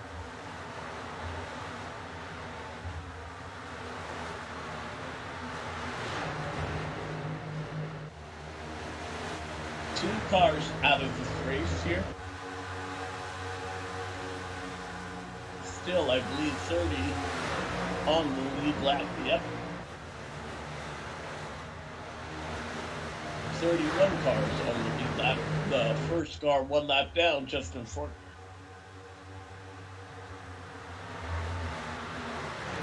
You know, I was just looking back here, and we saw the 37 of Ethan Burrell backed into the fence a handful of laps ago. I was looking at the physical damage on his car, and it looks like he's hit nothing. So I think they got that car fixed up, and he's making some ground back there in 25th. Got plenty of laps.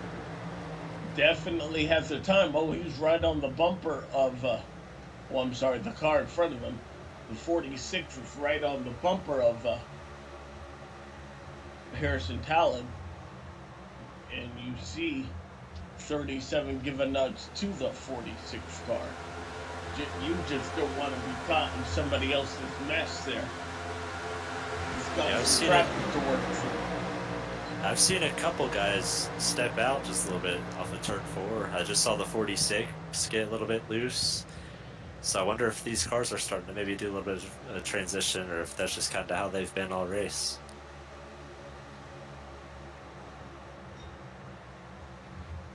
At this point, you've kind of set up your car, right? Or are there any catastrophic changes that you can make on pit road? Yeah, there's not really a lot you can do. You know, you can still change the brake bias, and that's about it once the race starts. So there's some guys that will use the brakes around here. There's other guys that will just let off the gas and let the car roll. So not really much you can do. So once you get all your settings set as far as where you want your steering wheel aligned and all of that stuff pre-race, you kind of just have what you have.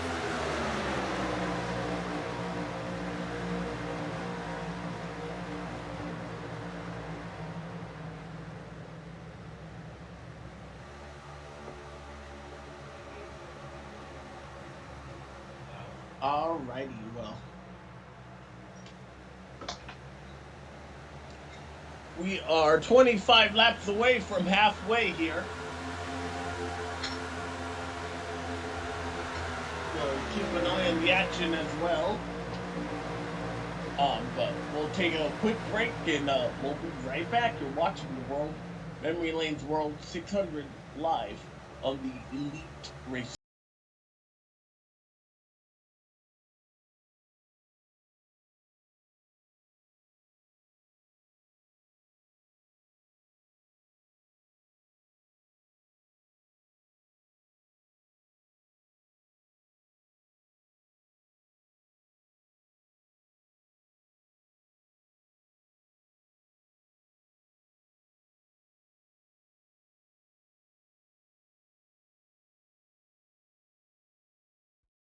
Racing isn't easy, but experiencing it is.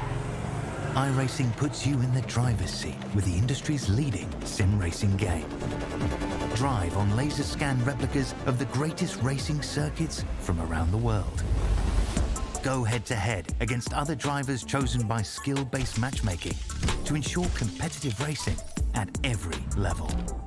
Compete across all your favorite series. In officially licensed cars, engineered to deliver the most accurate driving experience possible.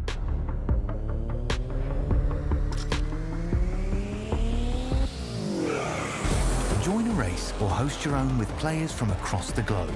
Race against the computer or in a league with friends. Feel the thrill behind the wheel.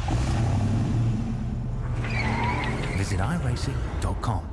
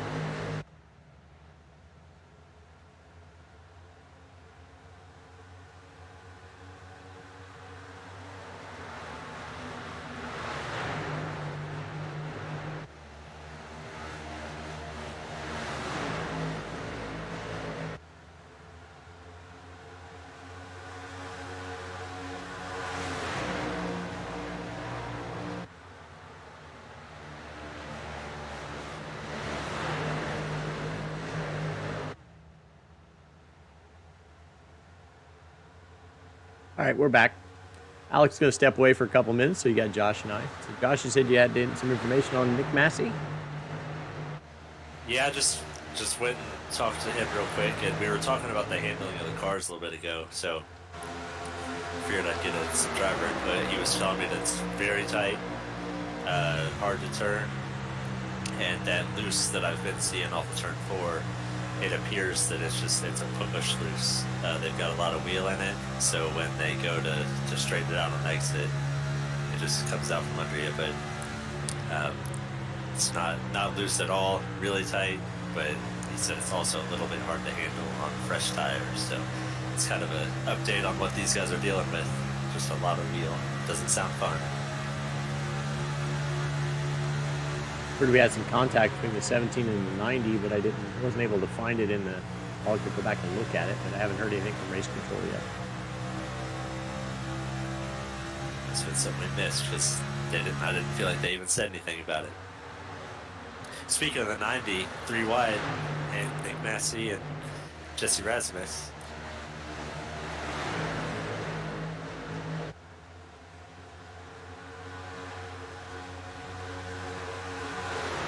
Nick took a peek on the outside there. I guess Scott's still charging pretty hard, but it looks next to impossible to make that move work unless the guy on the outside gives it to you.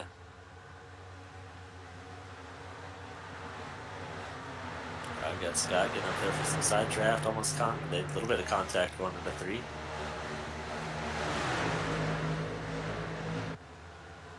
Whoa, Rasmus big loose. Yeah, Scott got him all flustered there. I guess if you're going to make a pass on the bottom and make it work pretty quick, you just got to move the guy out of the way. There you go. A water tower reappearing freaks me out every time we come by it.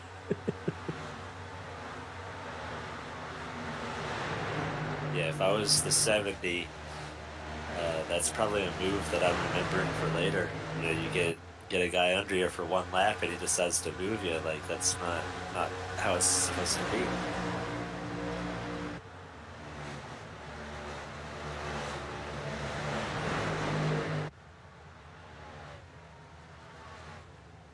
Close quarters racing between Chad and Ethan Stanley here. Kwame Scott coming into the fold.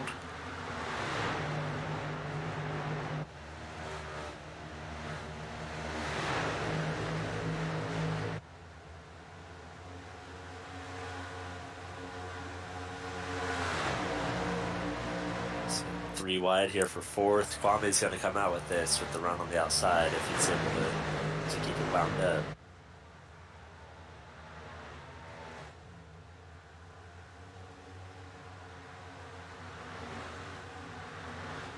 I'd like Crump to get right up in the back of him.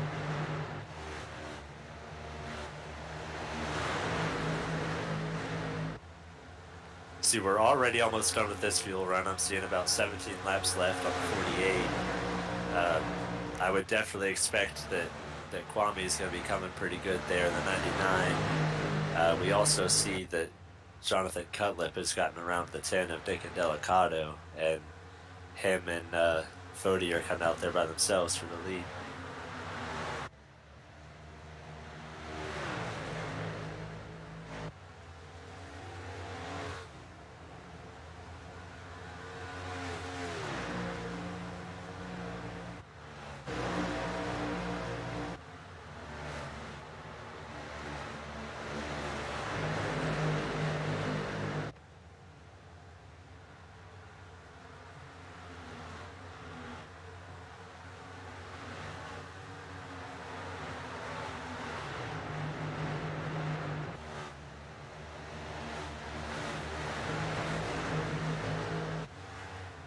All right, so contact off of 4, the 19 got loose off of 4.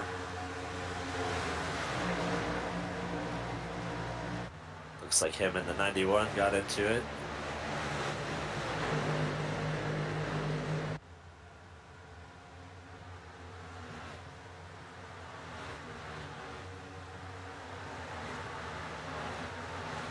We stay green. Good job to collect it again. Lost a few places.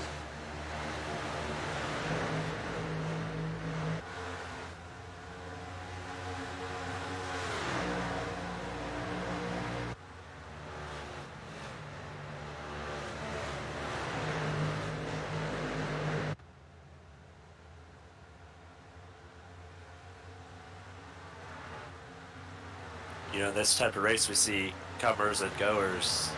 Nick Massey restarted 4th, but he's running back at 13th.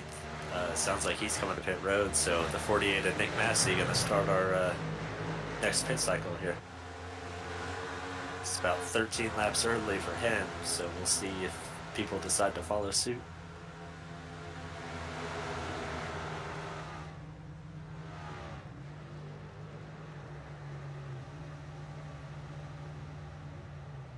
Nice looking colors on that car.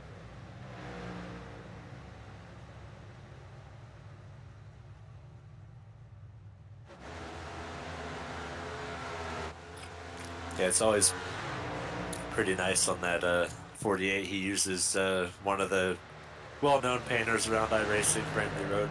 He does a lot of paint schemes for guys, and Nick's one of them.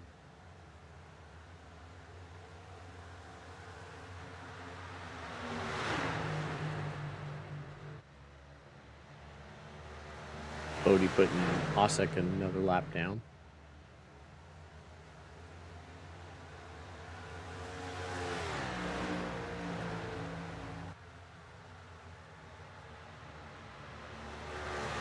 So this is Super Speedway, yes or no? Yes? Do we have our 6 lap down rule on this one? No? Not in this track. So if we see the 48 of Nick Massey, he's back on track with his 4 tires, just driving around cars. So we can see the difference between the long run and new tires. He's getting after it right now. A little bit of a speed difference. Yeah, he's passing him like he's in another gear.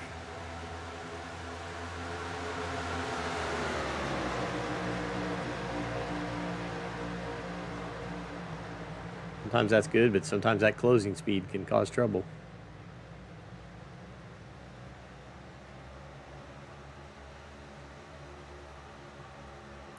Yeah, it's his job to get around those guys safely, but you hope the guys that you're getting around are kind of watching the mirror too, and they don't do anything erratic, because if somebody did something really erratic, it'd be really hard for him to miss them.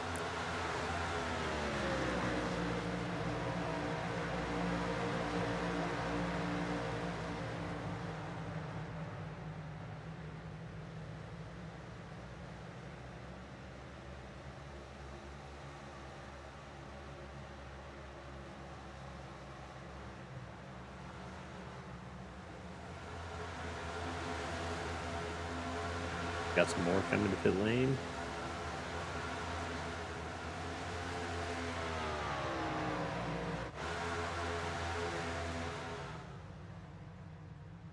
Gold. Yeah, I don't think these guys are a direct result of Nick pitting by any means, but this is just how fast it happens. Pit road's going to be very busy here within the next 10 laps.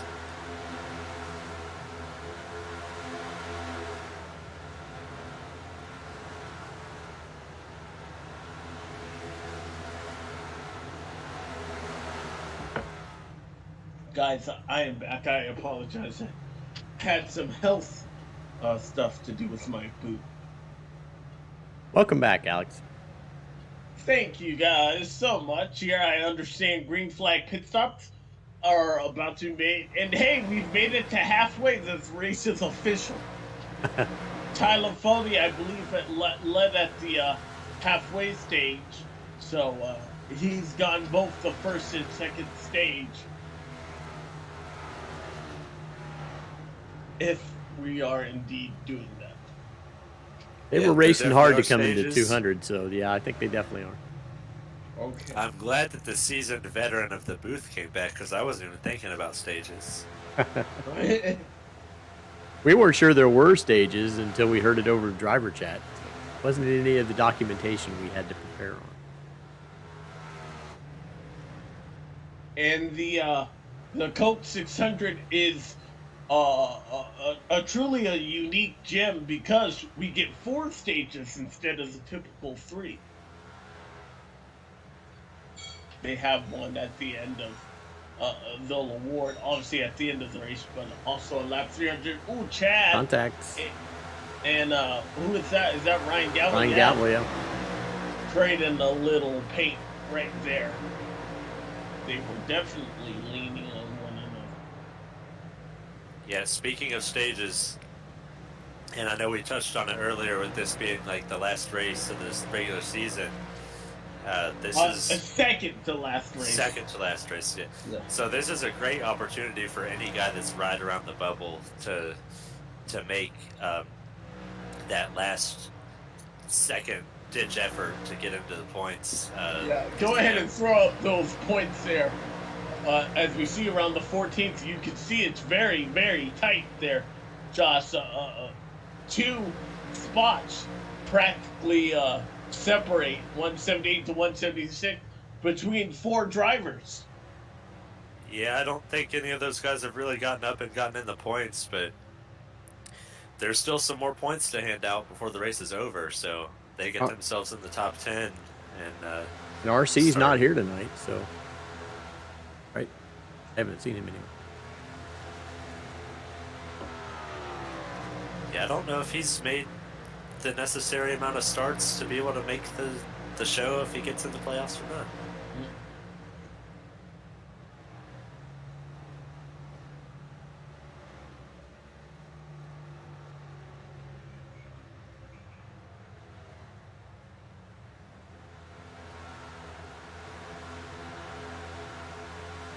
We see those tires again. You know, John Cutlip out here just passing cars when he gets to them. Yep.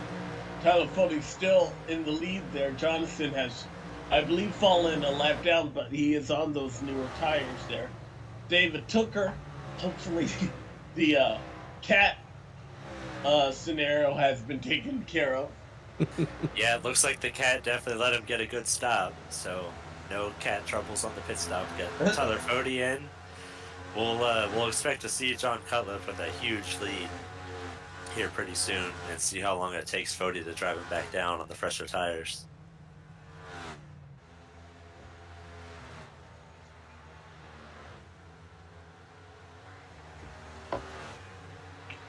Scott Crump back to the point. Nick Massey just got his lap back. Yeah, I think we'll actually see Nick Massey as the leader here in a second once all these guys decide to pit. I think Harrison was the last one last time. He's back there in 10th place. We'll probably expect him to be the last one this time.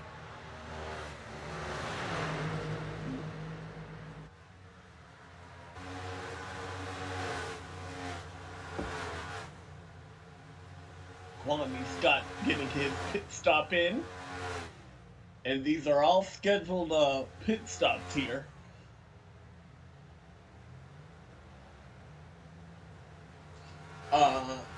I believe every, normally there are 6 set of tires, I believe, because it's a full-length race. 3 sets of tires. Ignore that. Okay. That must have been from a previous race. 12 sets is what we have tonight. Yeah, that's what I was going to say, 12 sets, but that threw me for a loop.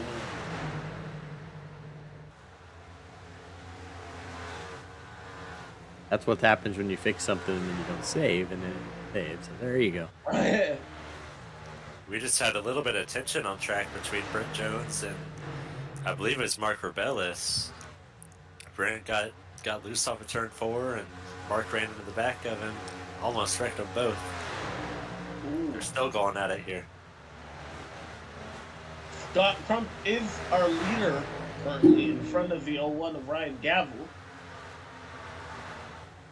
Don't know where things have settled down. Ethan Burrell back inside the top 5, but I don't believe he's made his pit stop yet. And if a caution flag were to fly, how would that change everything? It's a really cool looking paint scheme there on the 51 of Brent Jones this week. Oh, I also want to mention, speaking of paint schemes, we talked about the 19 of David Tooker, who I thought just a great paint scheme. It's in remembrance of Ken Block. He was able to text me that information there. So. Yeah, that would be. It's definitely a good looking scheme. You see JD Designs on the back. That's Jonathan Cutlip. He paints a lot of the cars for the Pro Edge and Fueled Up group, and he always knocks them out of the park. And this is another one that just looks really nice. It looks so good. I was very, very impressed. I think if we go ahead and just end it, we can say that there's a 3-person vote for the best paint scheme out here in the 19. I would second that. It's gotten my attention. Definitely 2 out of 3. Dave hasn't said anything yet. Yeah, I'll vote for it.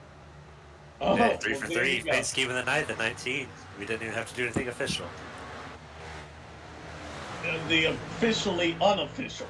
Yeah, if we could just go and give a look at the 5 car real quick. Jonathan Cutlip, he's the mastermind behind the paintbrush, so I think he probably even did this car.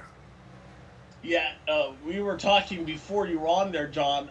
He was giving Dave a history lesson. This is a throwback paint scheme.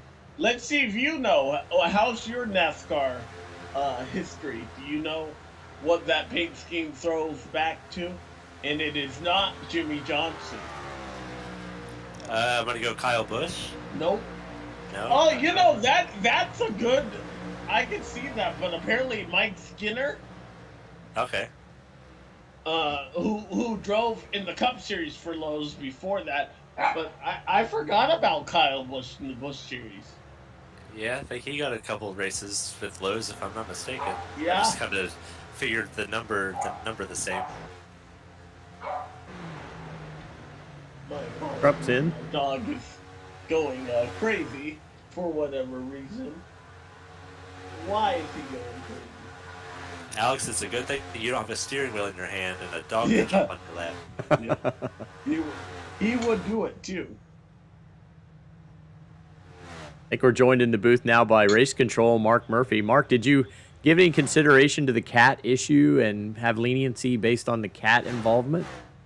That would be the first time that I think I've ever, Dave, called a tally or a penalty on a cat. No, it's, believe it or not, it's probably more common than people would think. It's not the first time that I've heard that running in as many races, official races, as I do. You know, people's pets, Dogs, kids, pet. I mean, my son's jumped up to my lap, you know, before while I'm driving, so it's happens. Usually with mine though, it's the pedals, not the steering wheel. Yeah, most of the time when I hear that pets got involved on the sim, you know, a lot of times in official racing, I go straight to, oh, that's just a lie. They messed up, but I don't think we had a mess up. I'm inclined to believe what happened here. Now, I will say this: my kids do interfere because I was running a Pocono 500 for an IndyCar for an open wheel league on Saturday, and my youngest son had just come down from a bath and decided that he wasn't going to wear any clothes, and I was on camera. So, three-year-old sans pants running around behind me for a little bit. So it happens.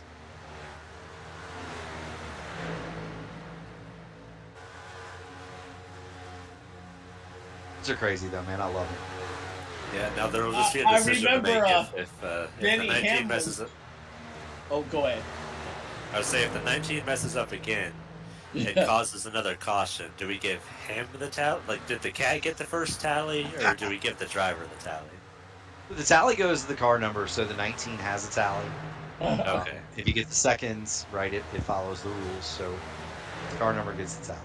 So he should be policing his animals there, keep them in the race. Well, just on the log that Chad keeps for the tallies, we could put an asterisk next to it and say it was the cat, but still give the 19 the tally. Correct. I just remember one time when we were iRacing, when NASCAR was iRacing, Denny Hamlin's daughter completely turned off his simulator with the remote, and Denny was not too happy. Do you guys remember that at all? That must have been right there on live TV. On live TV, yep. It's hard to feel bad for Denny though in a sim race because he's got like $100,000 rig, right? Oh, Awful yeah. hard. Yeah. It's awful Hey, hard you for think me you to could feel buy bad. a door lock? Yeah. Yeah. No, that's true, and that's kind of what I would tell Tooker. You know, hey, that's jumping in your lap, throw the cat out, shut the door, solve that problem. I mean, these guys are doing. I really do think, though, it was in his favor that he spun out his leader, the 37 car, because that makes that story more believable. I'm not saying that I wouldn't believe him anyway, but if there's one car on here that Tooker would not hit, I believe it would be the 37 car. Yeah, no, I mean, and Dave was a pretty honest guy. So were most of these guys. I mean, you know, if they make a mistake, they're going to be honest about it. You know, it's going to be really interesting to me to watch this race play out, just in terms of strategy. I'm wondering quietly to myself if Scott Crump can't make this thing on one more stop. Well, we know the fuel run is about 80 laps here. I think 2 more stops for everybody, I would imagine, just with the number of laps that we have to go. Right, but then the thing, and I don't know if you guys, you know, Scott's got to the 218, so he's going to make it probably to 300. The other thing I didn't know if you guys had considered was tire wear. Yeah. Yeah, I think we touched on it a little bit earlier. I think tire wear is only going to get better. They're going to speed up, and they're not going to wear as much as the track cools down and whatever. So they start making these pit stops later. A guy short pits like Nick Massey did. He's got a 3-second lead. That lead's going to get pretty big, but it may not come down as fast as it is right now. Well, and the other thing that I've been kind of watching, it's been fun for me to clue in a little bit on Kwame, because he's been running a little bit different line than everybody else. It seems as though he's been consistently at least one groove higher in the middle, if not up in the handsome Harry line for some of the night. And I noticed that Kwame's lap times didn't fall off as much. I mean, obviously, it's cooler, track is more rubber, not going to wear as much. That may be. Who? Kwame's not even on the track. He disconnected. Oh, wow. Yeah. Lap 215 is as far as he made it. About 13 laps ago, he ended his night. Him and Dusty both disconnected there. No, but I was just bringing up Kwame running that high line because are we going to see somebody try to? I'm going to see somebody try it. I did a mock run earlier, and I kind of figured about 80 laps. But I am by no means good in this car. Josh, you're probably a lot better at it than I am. My friends at Black Magic, they want me to stay out of this car because they don't want to get embarrassed. But it's figured about 80 laps. You know, if you're champion balloon foot, you might be able to make it to 90. But then it's 2 stops. Do you divide it in equal thirds? Do you go for that one short stop at the end?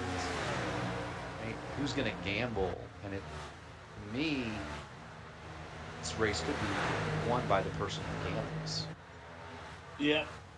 I'm hearing that the 99 at Kwame Scott may have been involved in an issue with potentially the 8 car, and we must have missed it. That's interesting because I didn't hear it or see it either.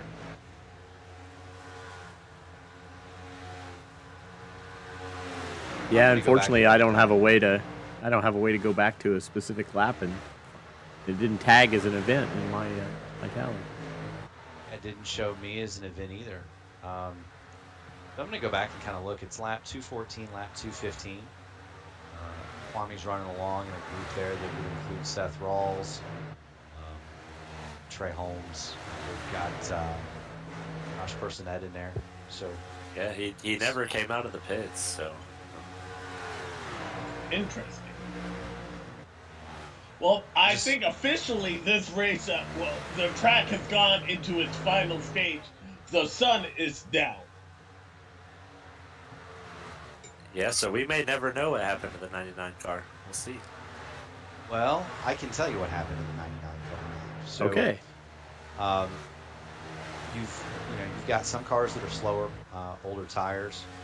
That group that he was running in had caught 8 of Josh Robin, the 91 of Johnny Thomas,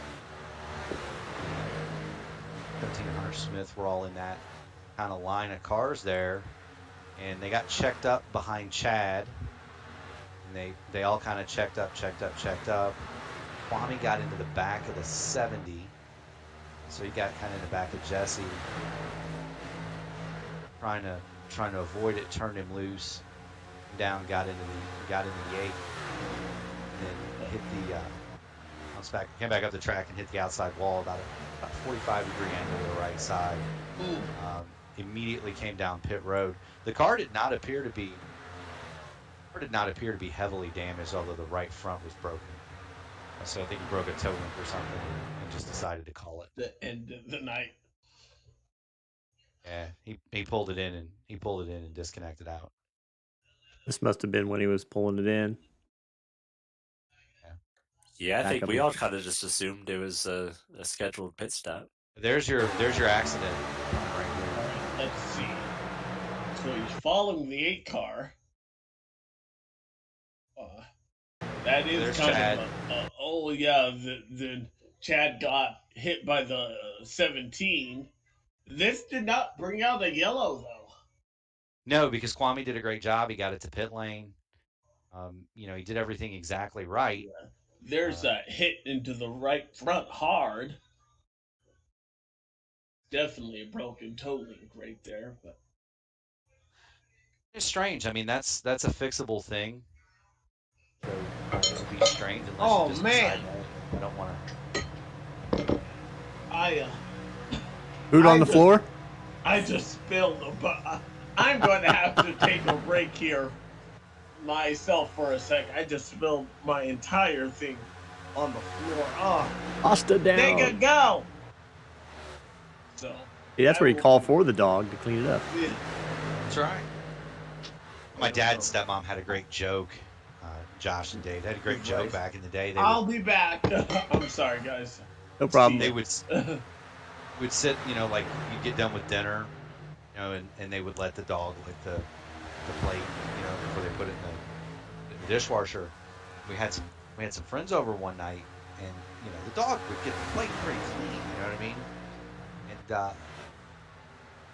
somebody said, "Well, man, that dog really cleans that plate pretty good." And my stepmom, without missing the beat, she says, "Well, it's perfect. We don't have to use the dishwasher. We just put them right back in the cupboard."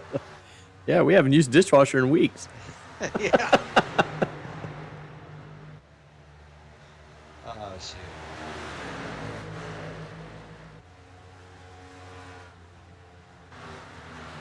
Closest battle on track here is 14th, Ethan Burrell. Ryan Gavel.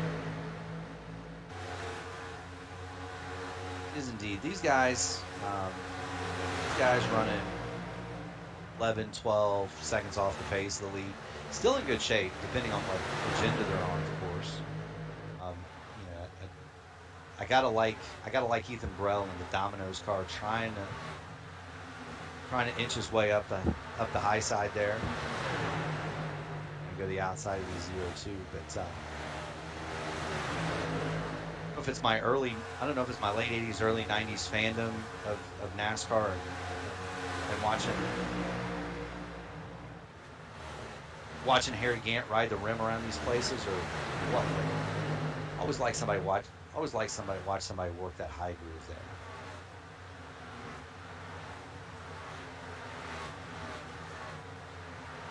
there. It's always cool to watch the guy that's willing to do something that nobody else will. A lot of times it works. Absolutely. Well, you can save your tires up there too. I mean, that's the key to it. You can really save a lot of right front up there if you're doing it right.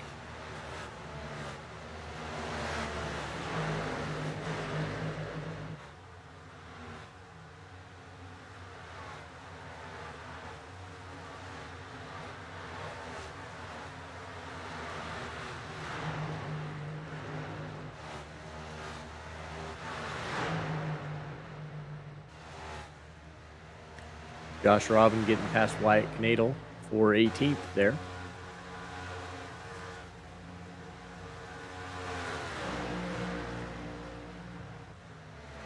We've got some differing agendas here, right? We've got a group that stopped 15 to 220, but are there split strategies in this race? You got some different stuff going? Yeah, Dave might be able to say specific laps for sure, but Nick Massey was the big short pitter. Yeah, 195. And then Cutlip undercut Fody by 5 laps or so, and I think Fody ran it out. So It must be a glitch because it's showing that Nick and Delicato last came in at lap 138. I don't know that that's over 100 laps. Well, we've had some caution in there, so if he hasn't stopped, he's...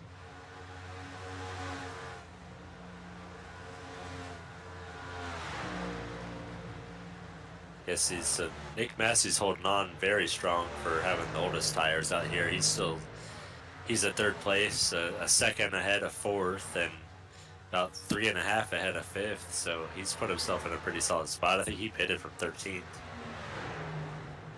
He's got about 16 laps of gas left in the tank before he pits again, so he's definitely gonna come out on the plus side of the track position. You know, and that might be a winning strategy. You know what I mean? Just kind of divided in thirds. I kind of tried that in the ARCA race at Kansas, and led most of the middle segment of the race. Probably would have won it with a timely caution. The problem with that is if you don't get the timely caution, or you get a caution in the wrong place, you can really hurt yourself. Yeah, because I'm not exactly sure how it's going to work out for him if it stays green, but he may end up in a spot where he's making an extra pit stop, but I haven't gotten into the math yet. Well, it's. I think the number of stops is there. It's just how you divide it up, and then, or guys like Crump and them looking at, just making a final stop of gas only.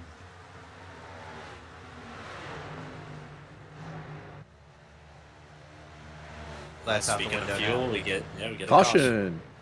So a car stopped on the front straightaway here, up along the outside wall. It's the 99. Now we've got another one down in 1. Looks like it's the 12 car. Take a look at the replay machine named after him, Mark Rebelis. Gets into the back of Josh Clark there. Clark may have... do you think he's damaged, or you think that's retaliation? Are we allowed to say when we got the race control guy in the booth?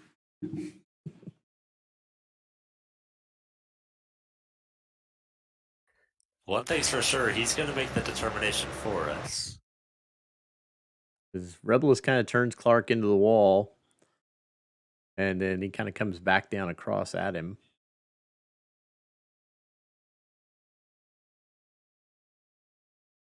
Zach Rogers just kind of in the wrong place at the wrong time. Definitely. Clark ran himself out of room for sure. I don't know if he under caution thought he's here? going to be clear. Yeah, so as I review this, I'm watching the head-on camera for Mark Rebilis, the rear chase. It's pretty clear that Clark slid up in front of him as if he wasn't there. It's going to go. Oh, wow. Yeah, we were kind of wondering about the secondary contact as well. He took a swipe right there, but maybe he just didn't have any control of his car right there. He didn't have control. Yeah, I kind of hear they're on older tires. I think as he's kind of getting back going, the rears are starting to light up on him, and that's what turns his car to the left. Yeah, up until the last second, he had the steering wheel turned to the right. And then he tried to straighten it out because he'd overcorrected. He was going to hit. There's going to be a secondary impact there. So are you going to put that on the 28? Is that going off for Clark? Firing minds one another. Or is it a racing incident? Because it's rare that we get to talk to race control, so... This is...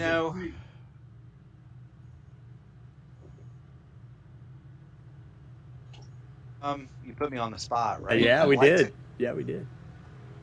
I'd like to call the first one. It's kind of a racing deal, but since there's additional contact after that results in damage to an innocent party, it's gonna have to be a tally on the 28. And I don't think that's egregious. No. I don't see that is wrong at all. So. And that's kind of the way I mean, I obviously not from a driving perspective, but just sitting up here all the time and listening to all the tallies. But I think sometimes tallies aren't necessarily indication of intent or, malicious behavior. Sometimes you just get a tally because of what happens. So. Yeah. I mean, one second, I'm gonna call it. The cause of the caution is the 28 sliding up in front of the 96 causing contact. There is a tally issued on the 28. That is his first tally of the event. And then after you issued that, you always hold your breath and wait to hear the reaction. Yeah, you always hear the feedback, right? It's you're never gonna make it everybody happy. I've learned that. I'm an insurance adjuster by trade, so you're.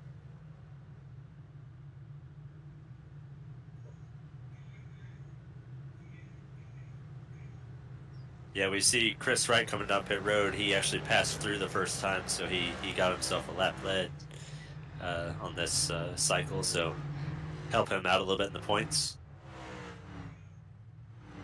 I just hate looking at his car on these late night races where I haven't had supper yet because I'm like, boy, Canes would really taste good right now. Say if you've got one local and you haven't ate, it's probably closed by the time the race gets done on the East Coast, but definitely a good place. Yeah, they just built one in West Lafayette near me about a year ago, and it's been really good addition to the area.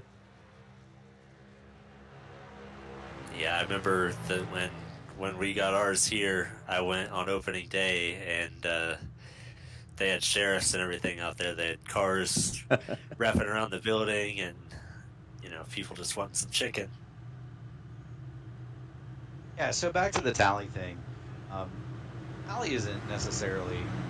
It's almost never intentional. If it was intentional, you would just park a guy. Right. But it's more of an if not for me. If it's more of an if not but for thing. I kind of said I'm an insurance adjuster by trade, so that's kind of the standard we use. Looking at a regular car accident that one of us is involved in, it holds well here. The 28 not slid up the track in front of Robilas there. Accident doesn't happen. We're back under green here. Back out here. Really poor restart from the 5. It's gonna he's put gonna a big lose mess in not there in one a second. but 2 spots there after starting the front. Oh, big loose. The 5 hangs on. He'll lose a couple of more spots though down the back straightaway. And Jonathan Cutlip has been really fast tonight, but now's not the time where you want to start imploding your race. You don't want to be going backwards now. You want to be setting yourself up at the front. He's kind of going the wrong way at the wrong time. I don't know how many. Now, Josh, obviously you have. But anybody that's raced with John Cutlip knows 2 things. 1, very fast, but 2, he is extremely smart. He is very smart he's I think he's only been on this sim less than a year, and they're not supposed to be as good and or as smart as he races yet, and he races way ahead of his time. Exactly. What's the line in Days of Thunder? There's calculating drivers, there's kamikaze drivers. John Cutlip is a calculating driver. I think he's not one that he can bounced drive off the wall there. I think that was he right can be down that. the He can be that kamikaze driver for sure. I know he's not scared behind the wheel, but most of the time, being a calculated driver gets you the good spots. We see at the end the guys that like to be the kamikaze drivers, they end up on a hook at 30th place and hardly ever win. So speaking of that, it's as Dave knows, Josh, Alex, I mostly drive Indy cars. Okay. And then, there was the guy that was like that for the longest time was Adriano Pinheiro. He's run a league for several years and very good, very fast. But there was be something that would fall in his race and rob him of a good finish. He cured that and won the last open wheel championship that the league had. So definitely, just because you got the speed doesn't necessarily mean you're going to get the result. Petlif's got both. I don't see him being aiming for very long. Yeah, and I think he'll be the first to tell you he's got a lot of speed, but he still knows he's got a lot of things that he can work on the sim. I think there's a lot of tracks he's probably still going to for the first time. Heck, I mean, even some of the cars he's still getting in for the first time, but he's more of a sponge than anything, and there's a really good group of guys over in the group he's in, whether it's Pro Edge and his Monday races, being on that team, or Fueled up here. There's a group of guys that have been on here for a long time that do nothing but make sure to help him, and it definitely shows as quick as he's picked it up. Yes, it does. Hasn't gotten the win yet, but it's not a question of if but when. Well, and here's the thing too, Alex, and this is something I tell my dad all the time because he watches all the open wheel races. And, this is something I tell him all the time. Whether it's ARCA or open wheel, they don't pay in sim racing. They don't pay the money for individual races unless it's Indianapolis. Yeah. Money at the end. So it doesn't do me any good to go for the win, end up on the hook in 20th when a second or a third and pile up the points is what pays the money. Yeah. And so you're going to see some of that. You'll see some of that throughout this. You got guys like Tyler Fody, obviously, Ethan Stanley, got Crump, and even Massey to some degree, who are going to put this thing on kill and try to win the race. Cutliff's smart enough to know a fifth here is a fine result, pad his points, lead a little, and go on down the road. Yeah. And we're seeing that this year in the ARCA series with Chris Wright. I mean, Chris has one win, but he has consistently always finished second, or top five. Yeah. And It's the That's points That's how lead. Matt Kenseth was able to win the championship in what was the last Winston Cup championship era in NASCAR with one win back in Vegas. That was the third race of the year. He only had one win, ended up winning the championship and birthed the modern day playoffs of what we know in NASCAR. Now, speaking of calculated drivers, there's no driver in this entire Elite Racing League more calculated than Nick Massey. This is his kind of race. We're coming up on 400 miles here in a few laps, and he's put himself right on the bumper of his teammate. And I watch him close this thing. He'll be there at the end. Yeah, and that's another great point worth mentioning is, we've been going now 400 miles. There's still a full race left to go. Yeah. You're a terrible motivator. I put myself, though, Dave and Josh and Alex, I put myself in the position of the drivers. In my Black Magic Raceverse car, Trace Shadid is always the spotter. He hates full distance races, but he's more than happy to call strategy and whatever. And, Trace is always on that radio. It's not time yet. It's not time yet. Because I'm always wanting to go. It's not time yet. And, there's always a radio call, whether it's at Indianapolis or Michigan or somewhere like that.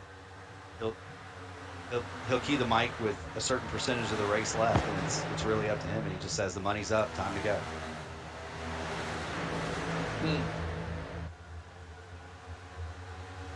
Well, we have a 145 laps to go.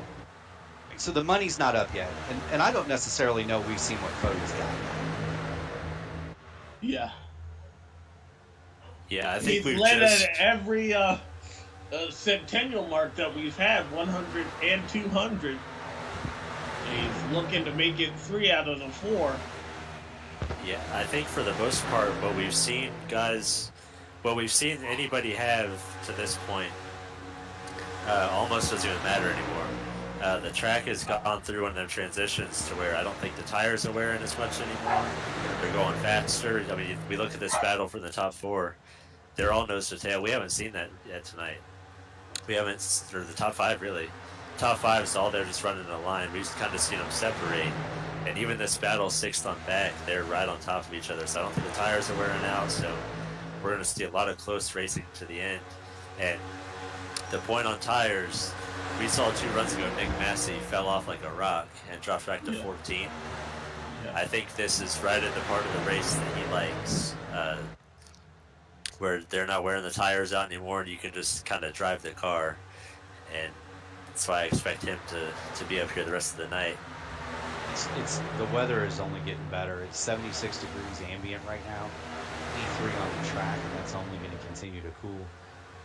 Cooler, of course, you get more grip, plus the rubber that builds. And we started the track tonight with some pretty good usage. It started almost 50% usage. A lot of rubber out there, especially on the bottom. Well, as we keep saying, they only pay out for 1 lap, the money lap 400. But in order to get to that, you have to have a flawless race. Right now, I want to say it's Tyler Cody's race to lose. Well, and then you've got you've got the race within the race. So the memory lanes challenge, the race within the race. Fody's got another $50. Ooh, on the line. We haven't even talked about that. Yeah, so there's always the race within the race. So you got among the contenders, you got Fody leading the thing. Cutlet's eligible. Brent Jones. I think RC's here. Ryan Gavel, Kwame's out of the race. Nick Indelicato, David Tooker, and Matthew Weeks. They've all got another $50 they could win tonight. Dang. How does that feel? They're getting paid a lot more than we are there, Dave.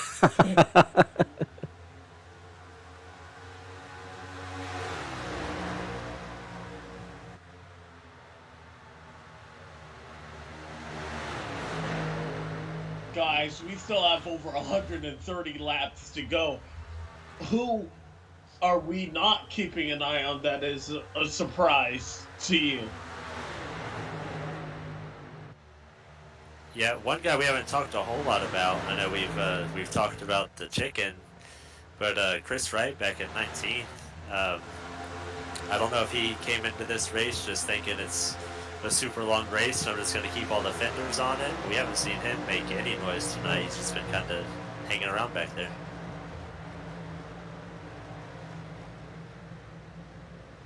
Usually when there's some points on the line for stages and things, Chris is going to be one of the ones right up there trying to get as many points as possible, but I think he kind of took a different mindset tonight. When was the last time these guys were on pit road? 248. Okay, 248. So I think it'll be interesting because the stage will hit right 248, you said? Yeah.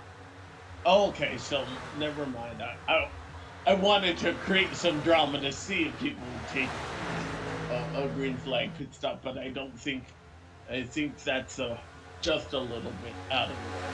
We have a 5-car breakaway at the front of the field, though. From first to fifth place, Easton Stanley bringing up the rear, but these 5 cars have driven away about 2 seconds up the road from Trey Holmes, who's in 6th. Definitely 2 solid groups. There's the front 5, and then it's about 2 seconds back to Trey, and then everybody else. A little bit of separation between the cars 6th to 17th and then 18th on back.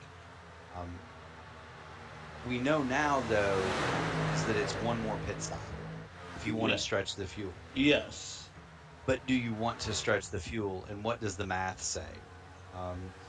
Fall off had been the early part of the race as much as a second and a half. Let me ask you this. Are you doing this math in your head while you're driving? Or is that to, like, your spotter trying to help you?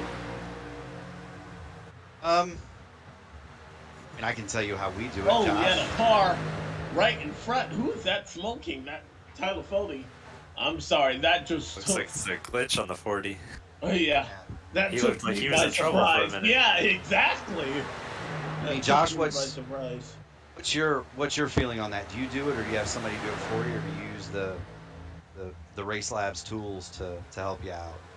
Yeah, so I don't have any of the. I don't use any of that driver aid stuff, any of that third-party thing that calculates fuel. Occasionally, I'll have somebody logged in as a spotter, but a lot of times, most of these guys are in a Discord group with 3, 4, 5 different guys, and they can kind of talk amongst themselves. So I wouldn't be surprised if Fody and Massey are talking a little bit of strategy as teammates, and then Tooker's probably talking strategy with Ethan and Matthew. So they're probably kind of a team effort. Yeah, I mean that would be the main way that people do it. I know some of these guys are going to have the third party overlays, kind of cheats it a little bit for you, lets you know range. Myself, I always have, whether it's Trace or whether it's one of my Black Magic guys. There's always somebody in the year that's doing it. Just because I went to Ball State, guys, I stink at math. They don't teach that in Muncie. Chirp, chirp. Basketball team,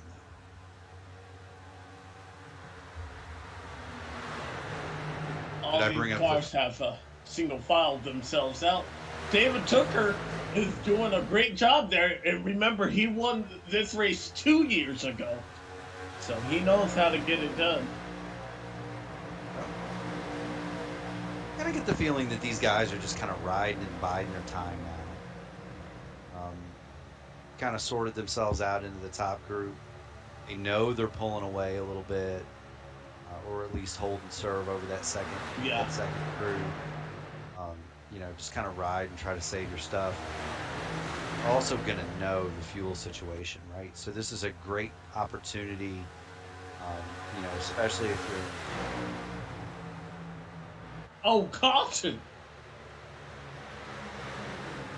This will put us out of our one-stop strategy window. It looks like Harrison Talent and the 64 Andrew Rucker into the outside wall. Michael Hossack getting a piece of the action. Michael Goodman. And 13, Braxton Deweese that could not avoid him. And that's some pretty hard contact. I would say a left toe link probably broken on the 13 machine. Don't know exactly how that started, though. The 23 and the 64 there. It sounded like Harrison was saying he was getting pinched down off the corner, but that's a really hard. It's a good thing this isn't real life. That was a really hard hit on the 13 down there. That's too far along. So again, using that rear chase angle, Harry's on the bottom, and he's doing a good job.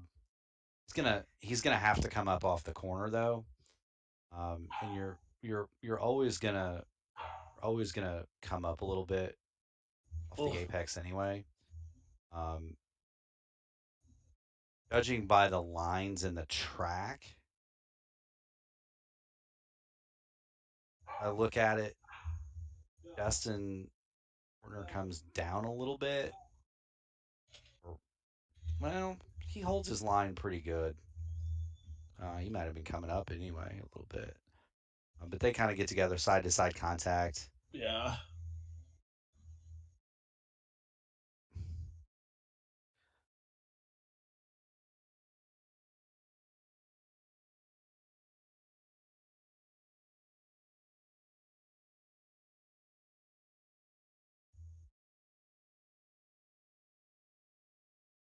So is that tally gonna go on the 23? I'd lean toward racing incident on that one, Or just based on what I- Mark's kind of teaching us. Yeah, you're not. You can't really call that a tally on Fortner because he held his line. You can't really call Harry for went off the corner. It's just kind of natural to slide up there. The contact was door to door, so to me, that's more of a racing incident than anything. Also, the caution is a racing incident between the 23 and the 26. No further action. Alrighty. We actually had an incident on pit road on exit. The 84 Wyatt Canadal took a pretty sharp right-hand turn out of his box and spun back to the left. I don't know if he hit anything, but he looks good.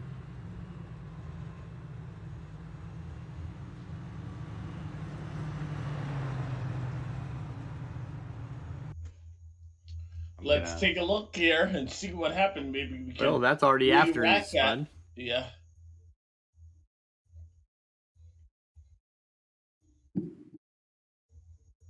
Finishing up his service here. He gets tagged here. No? Didn't get tagged. He's leaving his pit box. We see them 3 wide behind him. He's hard on the gas for sure. Yeah. Oh, he just spun it. Yep. Yeah. Just a little spin. I think he was worried about coming out in front of the 91, so he made a quick correction back to the left and just spun it out. Chris was real happy he went through him, I bet. Yeah. How does damage on pit road work? Because the 42, it did look like that he just went through him, but is that damaged for the 42 or what? Because we saw that take another competitor completely out earlier. That it happened with Casey Hatch. Sure thing. The 84 will be an EOL for spinning on pit road. It does not appear as though there was any other contact with other cars that I could see on my screen. The 42 did netcode through him. So 84 gets an EOL and no further action. 42, if you got damage, Chris, please report in. Yeah, Alex, for the most part, cars on pit road go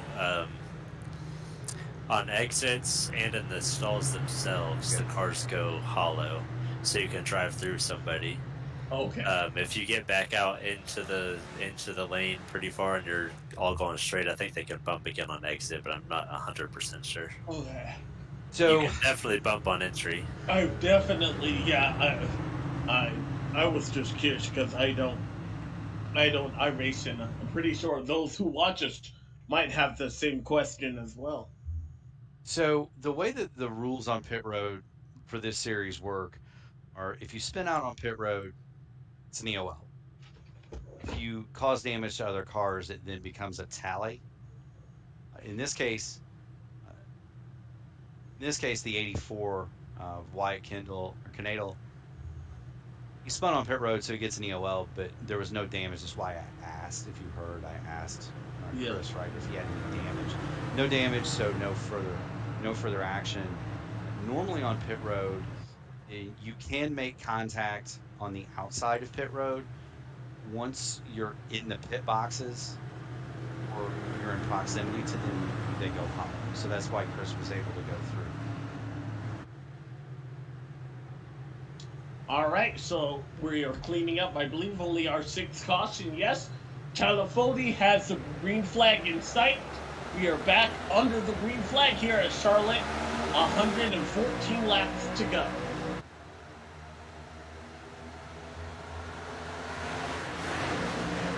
We're getting down to the nitty-gritty of this. Oh, it's Nick Massey real do something too. In the wall, Nick Massey and Chad Frankenfield. He'll spin to the outside. And the caution flag is out. Chad pinched up, was that Ethan Burrell, I believe. Yeah, I think it was. More bad luck.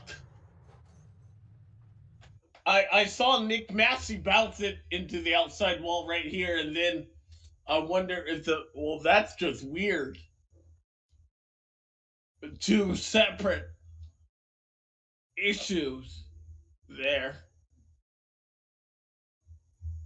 Ooh, big hit. Goodman on Chad.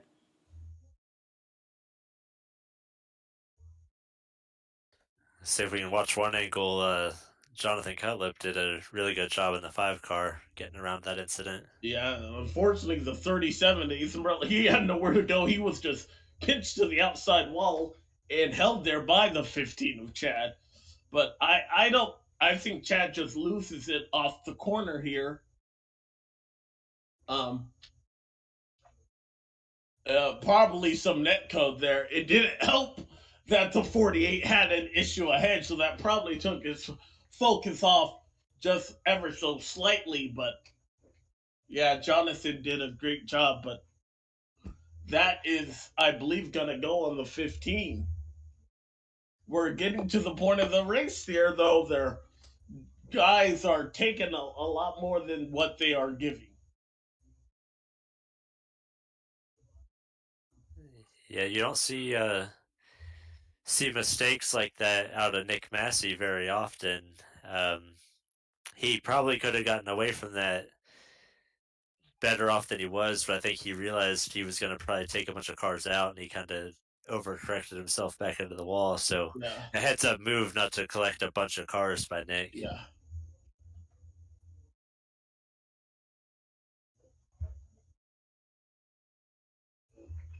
Take a lot of shots here. Yeah, the 48 just steps out from up under him, and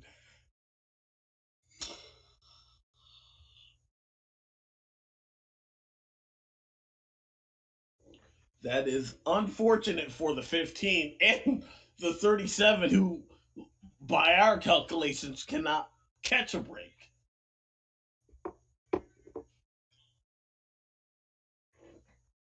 You think he's gonna have some domino speech after this?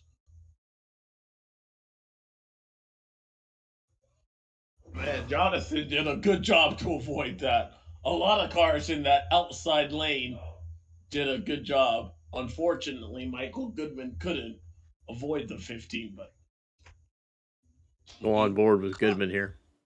The cause of the caution is two separate events. The 48 got in the wall in front of the field. The entire field checks up. The 37 and the 15 did come together, although there is at least 6 inches of net code when the two cars start to turn. I have posted a screen cap on the Elite Discord for you all to review. The initial incident is a racing incident, and the secondary incident is net code, no further action. okay. I would agree with that because I thought it was weird how the 15 kind of just turned into the 37 right there.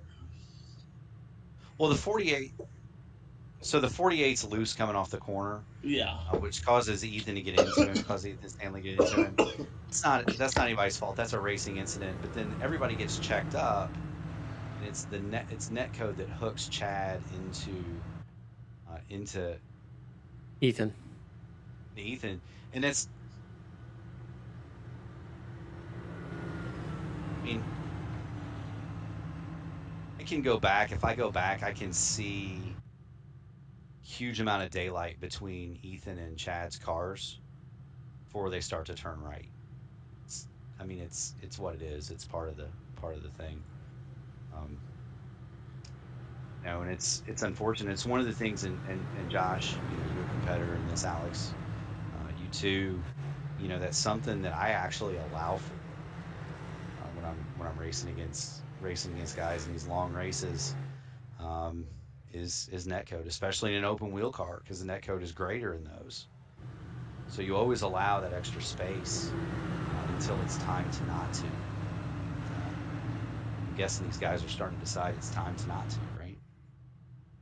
Yeah, 110 laps there. We're getting down toward the end of this. Also, part of it is just you gotta be feeling tired. It looks like Ethan is gonna stay out though. Not a lot of damage on that car. Visibly, I can see. He's got a wrinkle or two on the Yeah. hood in the left front. Doesn't look too bad though. These cars are really strong. Unless you hit the wall hard enough to break the toe link, they're pretty resilient.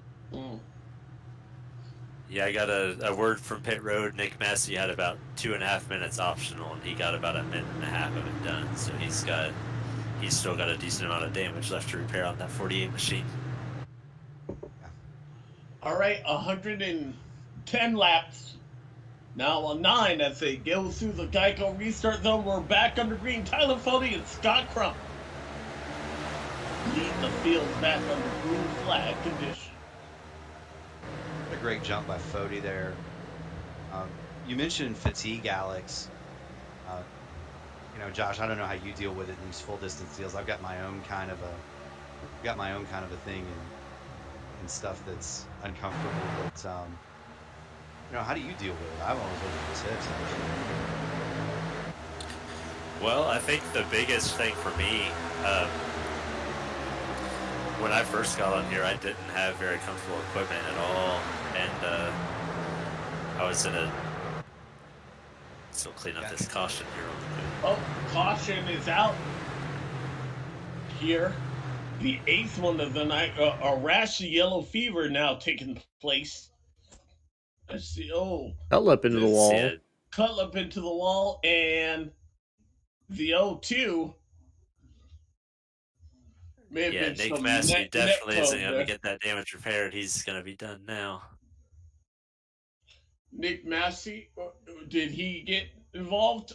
Oh, Massey Weeks, and yes, definitely more damage. The 0-2 didn't look like he cared to hold his brake at all, and just came right back into traffic. Oh yeah,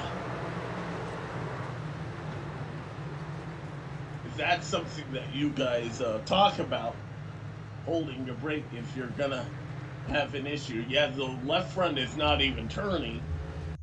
That's definitely a lot of damage. Man, things can go from bad to worse in just the matter of 10 laps. He was inside the top 5.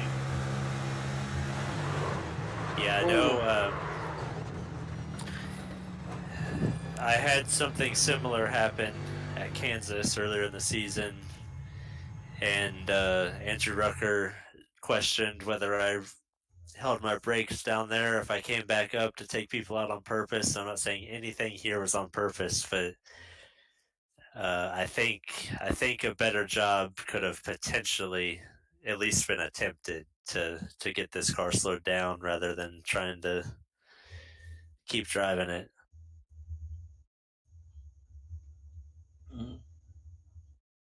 Definitely don't want to call anybody out, but I think we could have potentially maybe avoided this.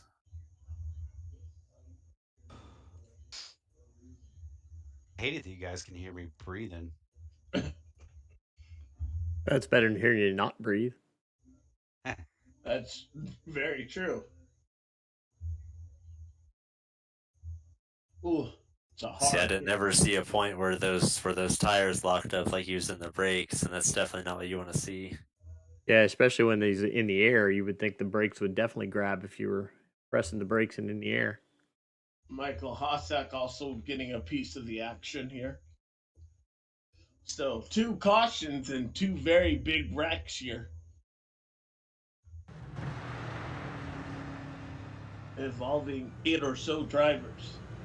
Under our 8th caution flag of the night, hopefully we'll be able to clean things back up and get a green flag run to the finish here.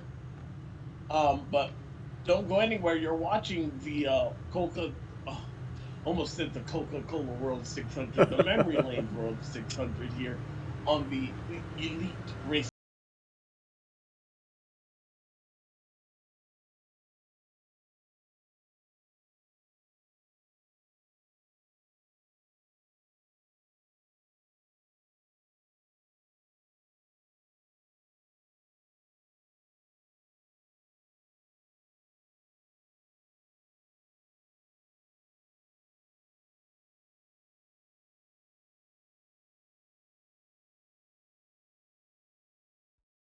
Racing isn't easy, but experiencing it is.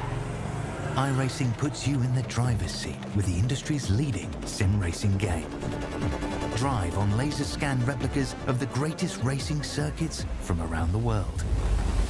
Go head-to-head against other drivers chosen by skill-based matchmaking to ensure competitive racing at every level. Compete across all your favorite series. In officially licensed cars, engineered to deliver the most accurate driving experience possible.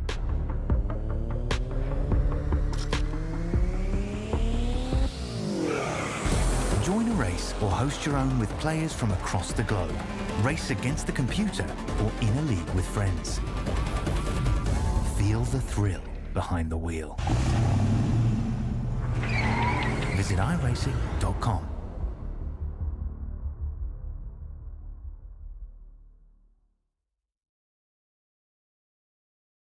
Race.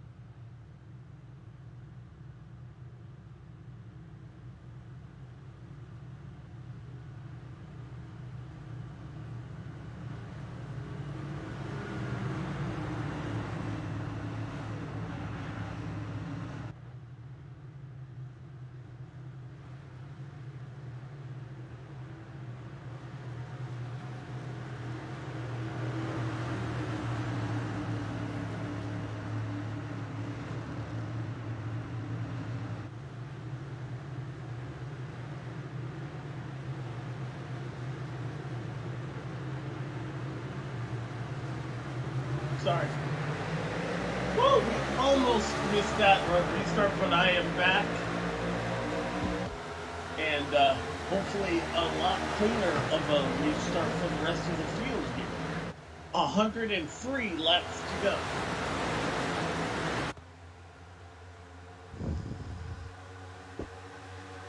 We settle in, Mark. You can come back to your stroke race story and pick it up for everybody. Yeah, so I'm sure we'll have the plenty book of time. The book is very interesting because it details. Oh, took her. And Airborne. he's in the grass. He clears. He finally did save it. Save it, yeah. He definitely had a moment, though. That was scary. You should see what he saw on the Mark Rebellish replay.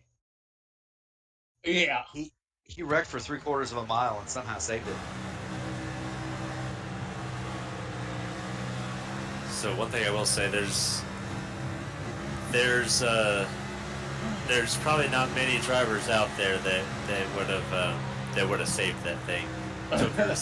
Tucker's one of our wheelmen out there. Yeah. I think we're under caution again. Oh, and we are under caution, though. Didn't take long here. Let's see what the culprit, or who the culprit was, to put us under our 9th caution flag. Wow. Yellow So you Fever got Chad Frankenfield has taken over here at Charlotte, it seems like. Chad in the middle Chad of put a himself 3 3 wide wide. situation. A little bit of net code, yep. And maybe the 17 just bouncing off, and Joshua Clark and Matthew Weeks, and that is a hard hit to the outside wall for the 15.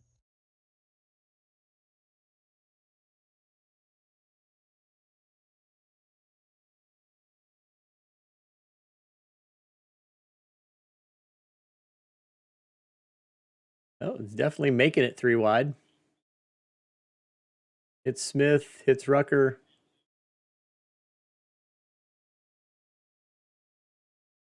Yeah, I'd say it's pretty pretty clear who that one's on there, but I've said that before too, and I've been wrong.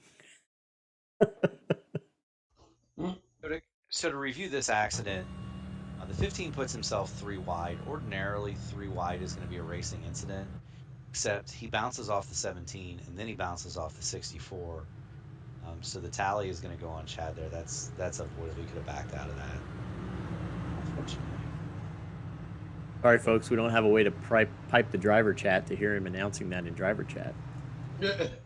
I'm going to actually right now. Tally is on the incident is a 3 wide incident involving the 15, 17, and the 64. The 15 bounces off the 17 and then into the 64 and then into the wall, which results in a tally on the 15. Normally, if you do a combo like that, you have to call it ahead. And now you're going to hear all the guys in the driver chat. That's the part that the home viewer can't hear, and it wasn't as overly raucous as I thought it would be. You know, it's funny. I told Chad, and I can't remember when it was, but there was a race that got. If I remember right, I was in the race.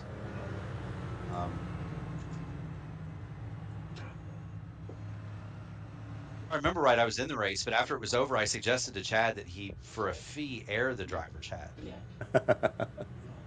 Yeah, it'd be like elite uncensored. Oh my goodness. So what do you guys think?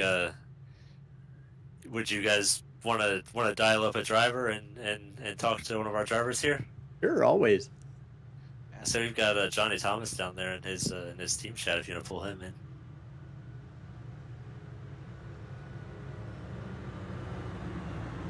Drag him up that high.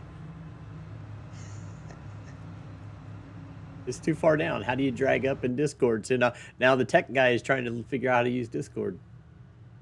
See, I'm just coming up with ideas and stumping you. Can't get him up there. He's too far down. Move to.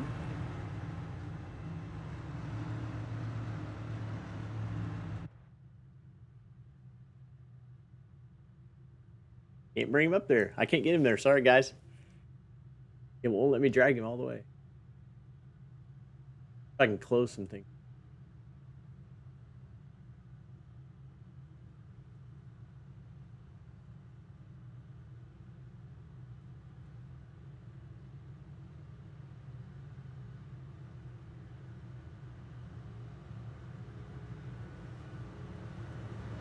I tried. Now I'm afraid to drop him. I'm afraid to drop him. I'm going to drop him in somebody else's.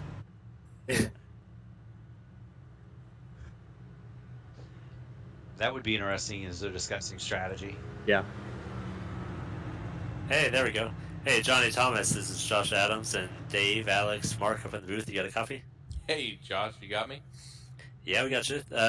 We see that you have a new sponsor on your car here recently, the Cornbread Cowboy. Yeah. You want to talk to us a little bit about that? Yeah, sweet. Yeah, thanks for bringing me up.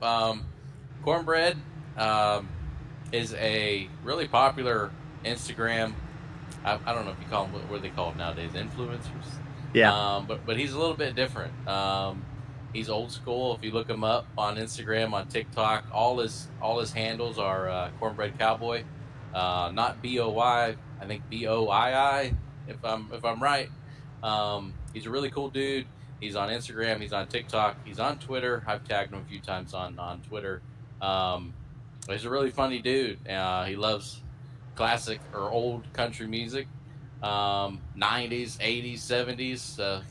Country music or the music that I like and what I consider to be actual country music. I get on Josh sometimes a little bit about Luke Combs, but Luke ain't too bad. Yes. And he's the closest thing right now. And there's a few other mainstream guys out there that's pretty close to that 90s style. But yeah, shout out to Cornbread coming on board for just this race, and hopefully we have a partnership in the future. He's a really cool dude. Yeah, thanks for talking to us. I saw before we get started, you did a Cornbread Cowboy intro to this race. It's pretty funny on Twitter. So if anybody out there have access to Johnny Thomas's Twitter can see that post race. It's pretty good stuff. Yeah, we're trying. We'll let you get back to it. Thanks for talking to us. Yep. Johnny Thomas has 97 more laps to handle here for the Memory Lanes World 600. Barry has had to work that green flag as of late. That was cleaning up our ninth caution. We're back under the green flag here at Charlotte. And conditions are totally under a dark sky. You mentioned the dark sky, Alex. The temperature continues to drop. It's down 1 more degree to 75 since we checked it last. Track is now hovering between 79 and 80. So, and are you aware of that as a driver? So if we get a second here, we can move our driver out of the. Hey, booth. yeah, I'm still here. If you guys are riding along with me. Sorry, I can't move you back. I don't know how. Yeah, going into turn 3 right now. Where do you go? Which one do you go back to? What's your team? Belly Up Sports. Okay, see ya. he was Glad we didn't talk about it. so cool. Yeah, I'm glad. It would have been nice to watch him pass a few cars or something. I would have felt really bad though if we would have gotten involved in a wreck. Yeah. So I mean, again, I'm not a very skilled stock car driver. You know, I can maybe hang on the back of the top 10 in an ARCA or a truck, but in an open wheel car, you notice a 1 degree change. So absolutely, you notice it because, for example, when we qualified Indianapolis, it's a huge deal to be in that first 5 or 6 cars because the conditions will change, and every degree hotter it gets, you can count roughly on the lap times going down, or the time going down by 25 thousandths a lap just because of the temperature. And as close as the lead is, with the great drivers that we have on that side of the series, 25 thousandths can be the difference between being in the show handsome or being 34th and watching a race with Dave. Yeah. Not that there's anything wrong with watching a race with Dave. I watch the race with Dave every time I'm in. Dave. Yeah, exactly. But that's the difference. I mean, it's a huge difference in an open wheel car. Josh, in a stock car, do you notice it a whole lot? Yeah, you definitely notice it. I think they're probably noticing it now. Like I kind of touched on a few times, they're probably able to hold more throttle through the corners. But I think more than anything, when you feel a temperature change, it's more or less just maybe in qualifying for some of these big races where you feel that you can go more wide open than you were before. But I think they're probably noticing a change to how they were probably 200 laps ago right now.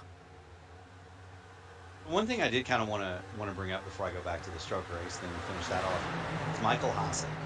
Now, we talked about points and we talked about the payoff at the end of the year and all that, as we've got Ethan Stanley going for the lead.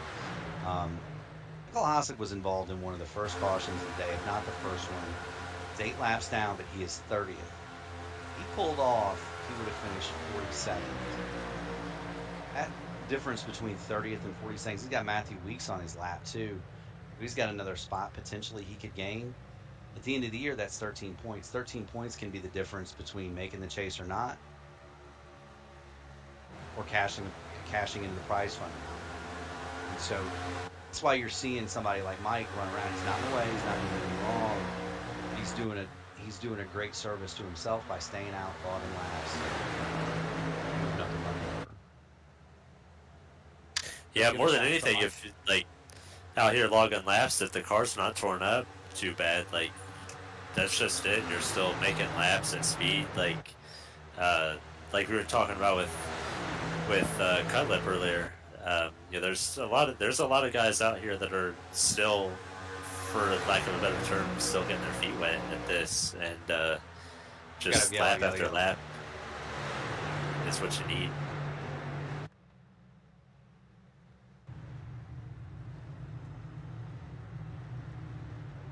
Go back and take a look here. see what happened here. Andrew Rucker has not had the best of night. Yeah, Harrison Talon took a really big hit to the outside wall down the front straightaway. The Cornbread Cowboy got involved, but I think he's going to be able to drive away relatively okay. Was that net code there? It wiped out a bunch of them on the front stretch. Hunter Smith.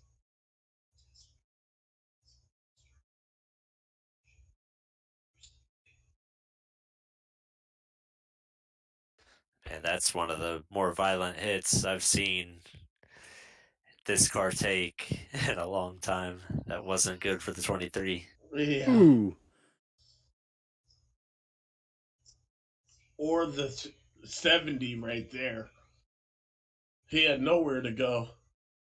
And that is definitely going to be at least 2.5 minutes of damage right there. Yeah, so I was getting on to the O2 earlier for maybe could have done something different. Harrison Talon definitely could have done something different there. That wreck should not have happened as violently as it did, but he kind of just whipped it back to the right and sounded like he stayed full throttle, which is not good. He should have been able to lock it down and spin this thing to the left. But yeah, it did, unfortunately, take out a lot of cars. Yeah, that correction he did to the right. Now, one thing that could be what he thought to do in the moment, and maybe I do the same thing. I don't know, but he would probably outside still of the be race racing. car versus in the race car. It's always two different looks. It's easy to make an accusation, but that looked like it was something that could have been avoided for sure.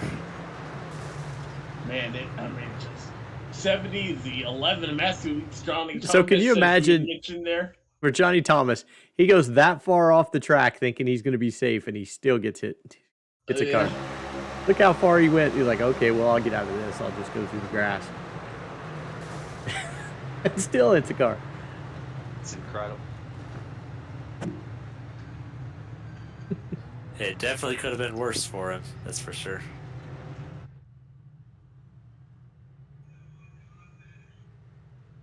Cause of the caution is some pretty massive net code between the 23 and the 64. I am going to save the replay, though, for review later. We're holding brakes on the 23.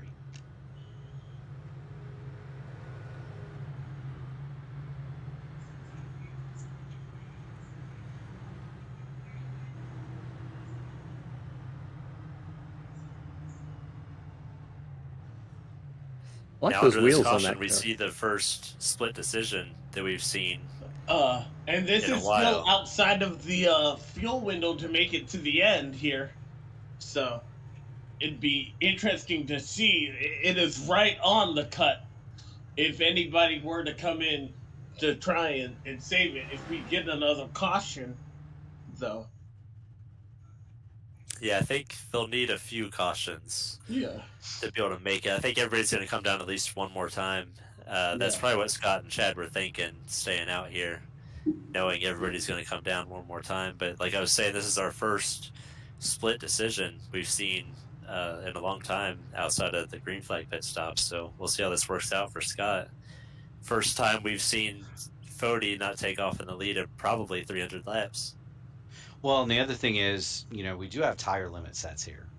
So you're going to have to manage, I don't know how many sets they've got, but 12. You're going to have to manage that. 12 sets? Yeah, 12 sets. Right, and so I'm looking at Ethan Stanley now. They've done 8 stops. So if it comes down to that green-white checker, are you going to want to be able to get that?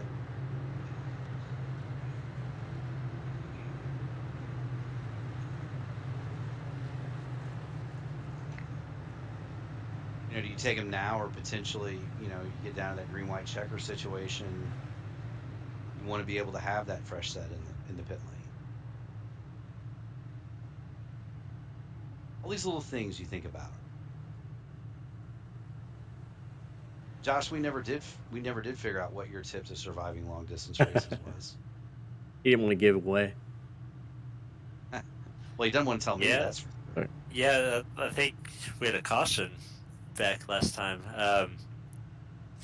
I think it's more or less just finding the comfortable equipment. I used to be in a chair that would just tear my back up in a race that's this long.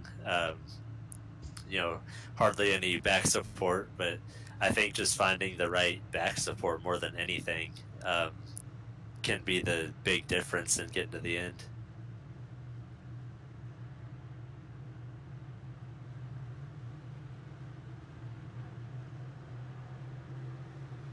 So we're getting ready to go back to green here. Yes, cleaning up our 10th caution.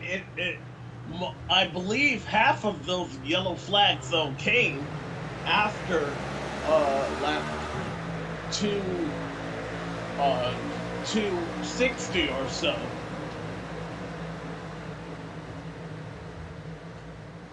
Scott Crump and Chad Frankenfield battling it out here.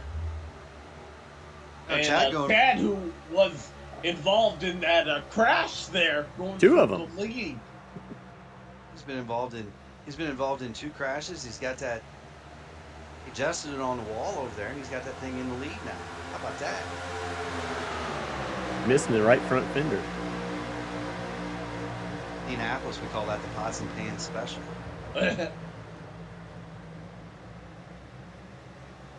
We cannot tell you all about that. Trying. Oh, he couldn't clear himself off of Scott Crump, who's giving him hell on that outside lane. You'd have to imagine that damage, although it's probably not hurting the force. It's got to be hurt. It's got to be hurting drag wise. Look who else has driven back up inside the top 10. Ethan Burrell. He's actually inside the top 5. That was the car the 15 had pitched to the outside there. And another thing of note, we've seen Ethan Stanley be able to run with Tyler Fode for a long time within the last couple runs. He's been able to get himself in front of Tyler.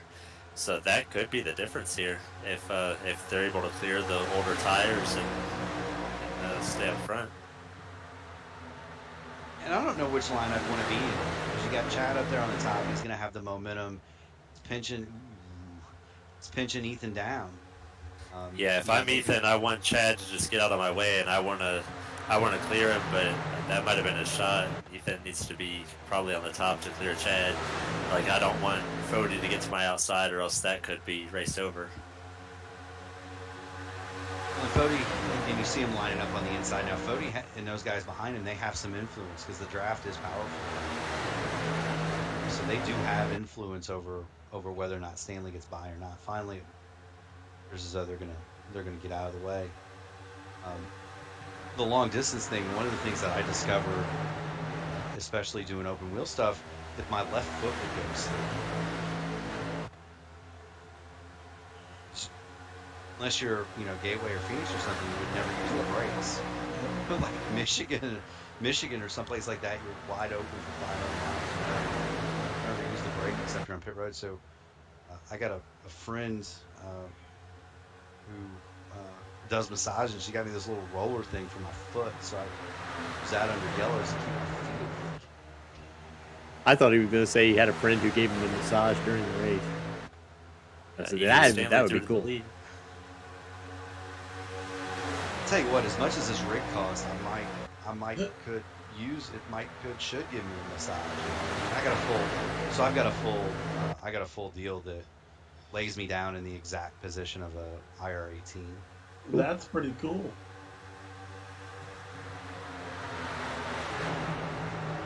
Wow. I don't think we're giving enough attention to Ethan Stanley, who's now taking the lead here. Trying to lead the lap 500 mark. We do have a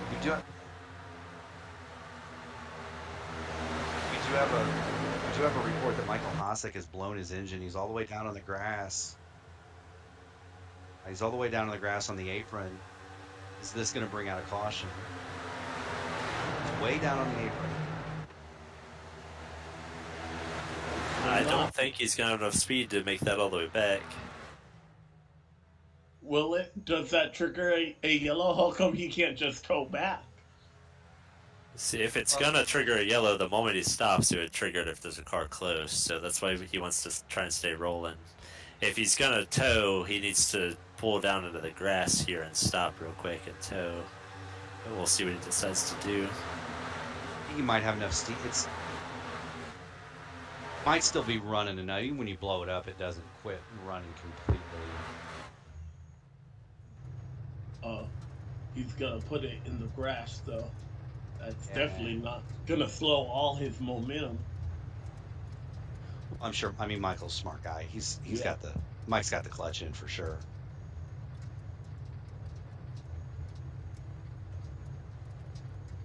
A sickening feeling when you see those guys blast by him on the banking.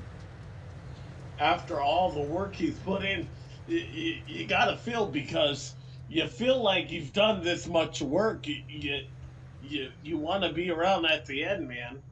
At least say that you've done the race. We're 5 laps away from the 500-mile mark.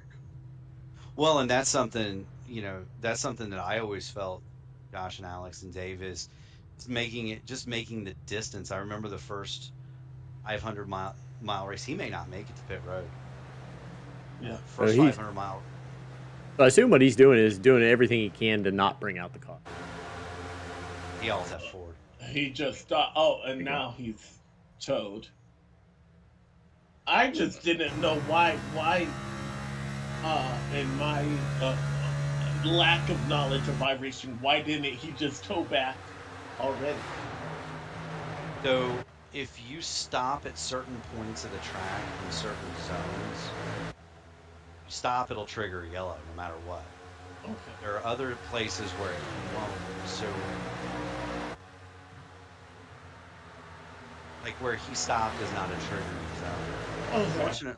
Unfortunately, as an admin, I can throw a yellow, but I can't override the system if it throws a yellow. Okay, yeah.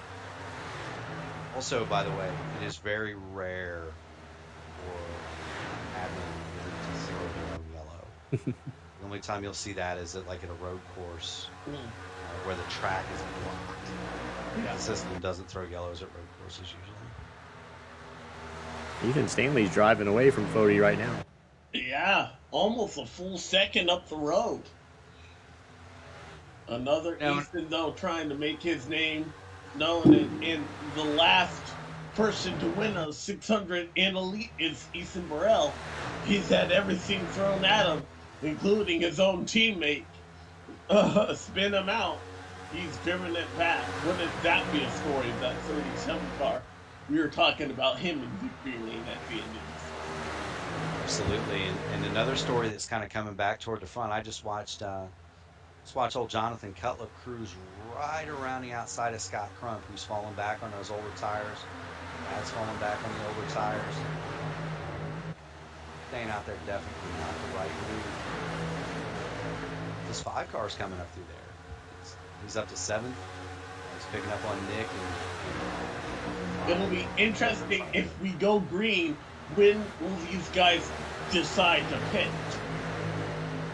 Yeah, I think the window's probably just opening up right about now. So. Yeah. And this is a 500-mile mark here, folks. So, put it out. Ethan Stanley would win. There are no stage points given at this mark. I just know lap 333. Got 2 drivers, Josh. How do you know? I think if I'm Ethan Stanley, I'm just going to probably be the last one to pit. If I'm Tyler Fody, I might try and undercut him by a couple laps. So,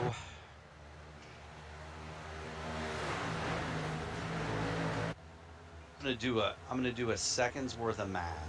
Remember, I went to Ball State, so it's gonna take me a second. And then I'm gonna tell you what I do. I think I know what I'm gonna do. But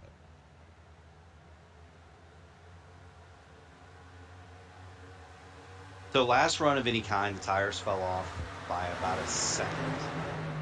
And that fall off started roughly 30 laps in the run. So if it was me, I was not the leader.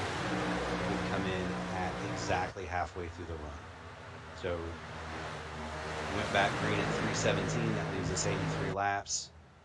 I'm stopping lap 360.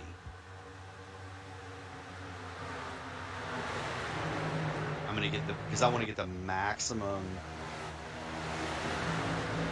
I'm gonna try to get the maximum out of the tires. If they're good for 25 laps, I want 2 25 lap runs and minimize them. Make sense? Yep. Of course, it means it has to stay green, which it's always a roll of the dice. But unless I'm in the top 5, to me it's worth the roll of the dice. A guy like me ain't gonna get straight. It just ain't gonna happen. And I never did finish the stroker race today.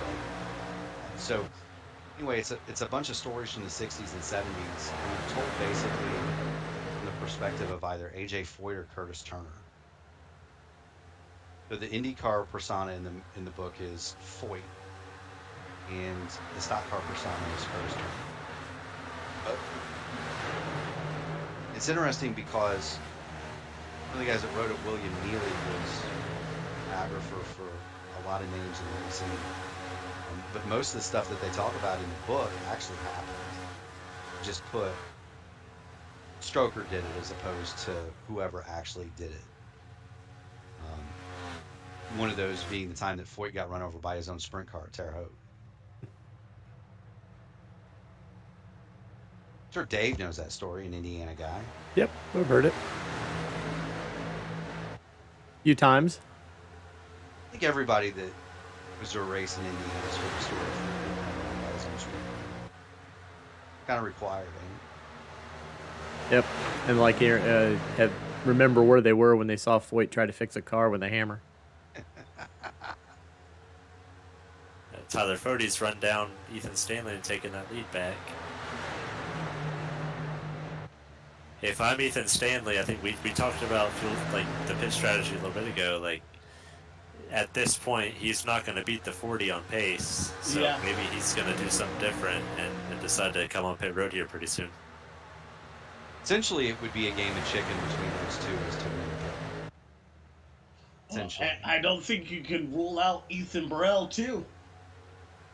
I mean, it's almost like whoever stops first, whoever makes their last stop first, once the tires start to go away, is going to be the guy that wins the race.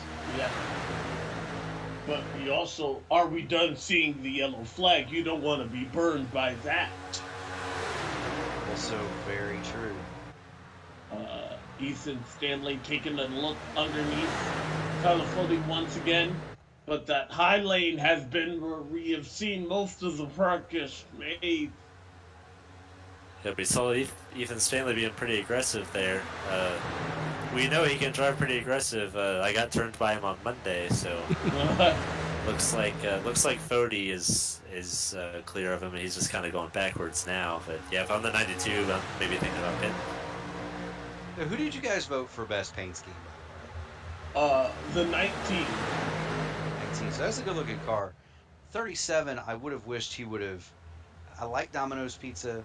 I wish he would have gone more along the lines of Arie Luyendyk's 1990 Domino's Hot One. Wait, say that again? Like more red, the more red and blue. Yeah, so the Domino's Pizza, the Hot One. Okay. That was a car that until. Didn't David Rudiman drive that car? Rudiman had a Domino's car. Yeah, Luyendyk's car in 1990 had the record for fastest 500 run. And, yeah, until what? Just a couple of years ago when didn't Kanaan break it? No. I don't know. If it's outside of NASCAR, I am. Oh, I love it. We're getting Alex outside of his area. Yeah. Now you know how I feel, Alex. Every Wednesday night. I always, Dave, always getting on me because I always bring up some random stat that he would never know. We've got the 19 back under the 37. Hopefully David's cat has left the room. Yeah. Keep that cat away from me for the last laps. Or so help me. So help me. Hope so, because now you're getting in the last 70 miles. So now you can see the end of it. Yes. And that's always the one thing that always got me, Josh, was, you know, the Three wide. Oh, don't do that, please. Gavel underneath. That's a lap car in there. Lap car that is that 99 Rebelous. car just got off the pit road, and that's why he's flying on those newer tires there. Mark's trying to get us to use his replay machine, isn't he?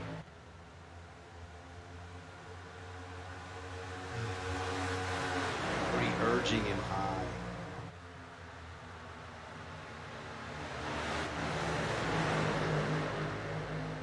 Not that high, Mark. That was too high, See, too high. Tyler giving him a lot of space there. David This is Coulter always- has now assumed the second spot. This is always one thing I hated when you got a... Mark is clearly faster right now, but when you've got somebody off the pace that just doesn't want to pass you and you're the leader, like it took him a long time to pass them, and it shouldn't have. We don't see Mark out here in cup cars too much, do we? No, and that's part of it. I mean, you gave him basically the old virtual finger out the window saying, go around, you know what I mean? That's smart. Yeah. Well, and he pulled over to the side to make it known, like, hey, please go around me. And I think as we see more cars are getting on the pit road there, Jonathan Cutlip. So Cutlip's the first one to flinch. Cutlip saw Robilas just go by everybody. Same with Crump. You're going to see a land rush toward pit road. It'll be interesting to see Ethan Burrell. He'll take off his as well as the 01.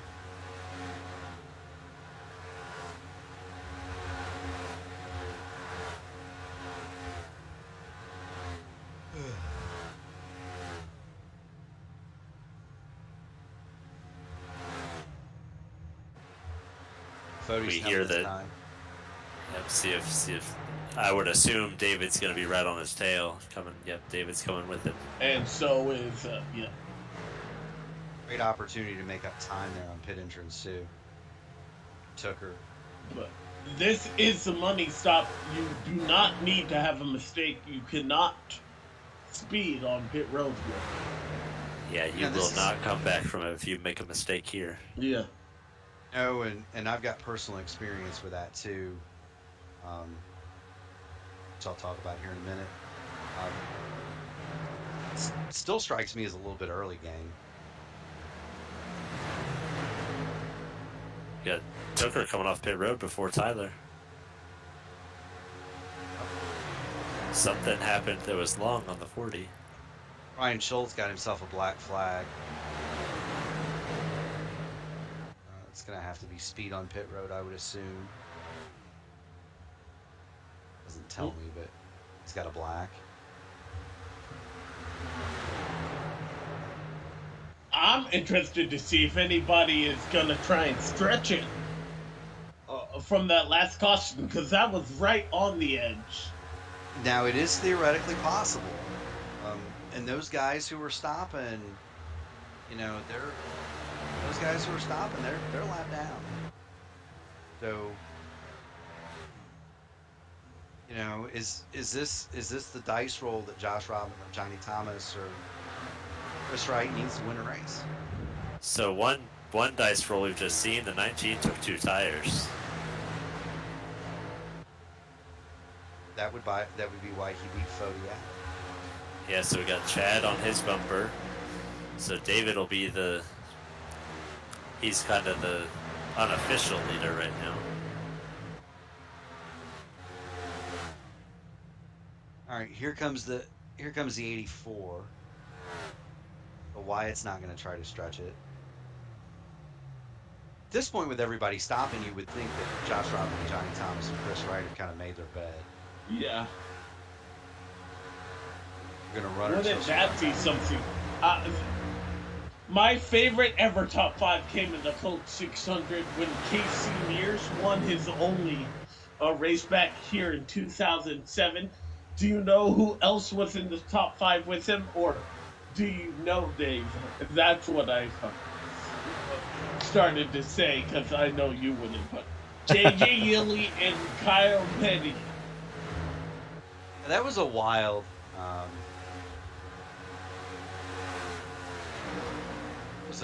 That was a wild. It was a wild night. Was very wild much. Night. It's my favorite top 5 to have finished there. I mean, I'm glad Casey Mears got it because that's his only victory. But could you imagine if Kyle Petty had won that race? Well, it was a weird top 5 anyway because Yaley ran second, and that was really Yaley's only year in competitive machinery. He was driving the 18, which obviously went to Kyle Busch. Kyle Petty put a Petty Enterprises Dodge in the third, which if anybody remembers back toward the end of Petty Enterprises, those cars were pretty bad junk. You had Reed Sorensen in the third Ganassi car. Oh, car off the 17 track there. That was Hunter Smith. Gets back They going, did. and we stay under green here. 42 laps to go. That was interesting. Was he just getting back on after pit road there?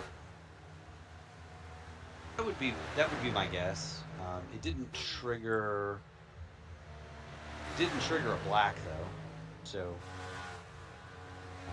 might not have been. He might have just got loose and had to go down there to save it. Either way, no harm, no foul. Burgers Piece Machine back rolling again. Looking at Johnny Thomas now leading this thing.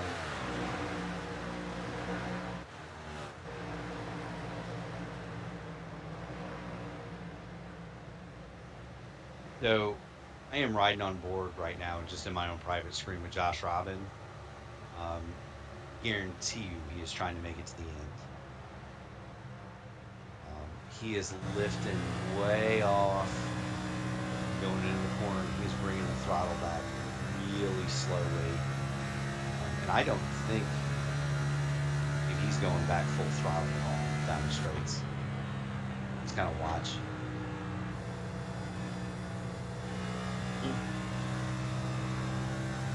Yeah, slow he picks that back up, Josh. Yeah, I think if he tries that though, he's going to finish about 22nd.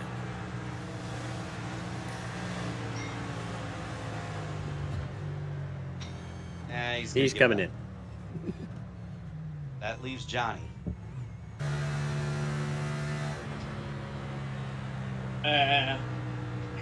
With Chris Wright and Josh Robin, who's on pit road there. Michael Goodman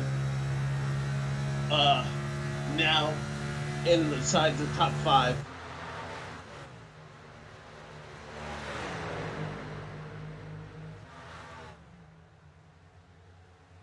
Johnny's also doing kind of the same thing, but he's not rolling out of it near as hard as the 8 was.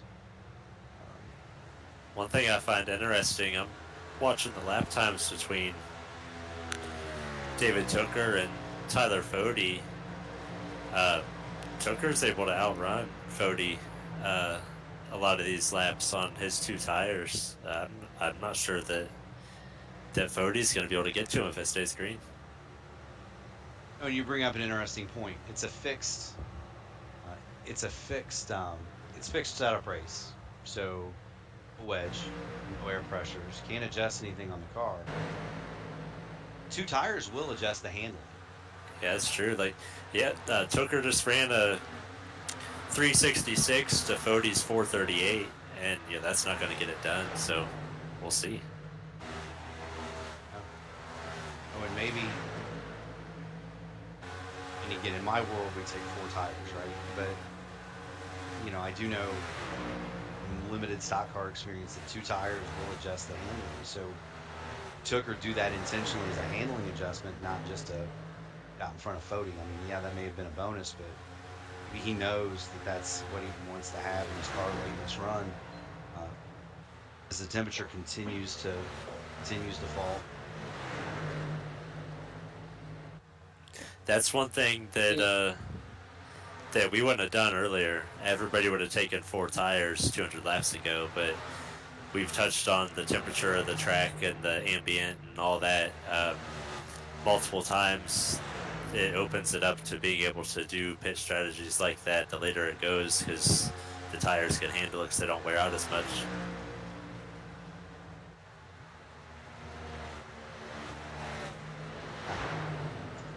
Oh, for sure.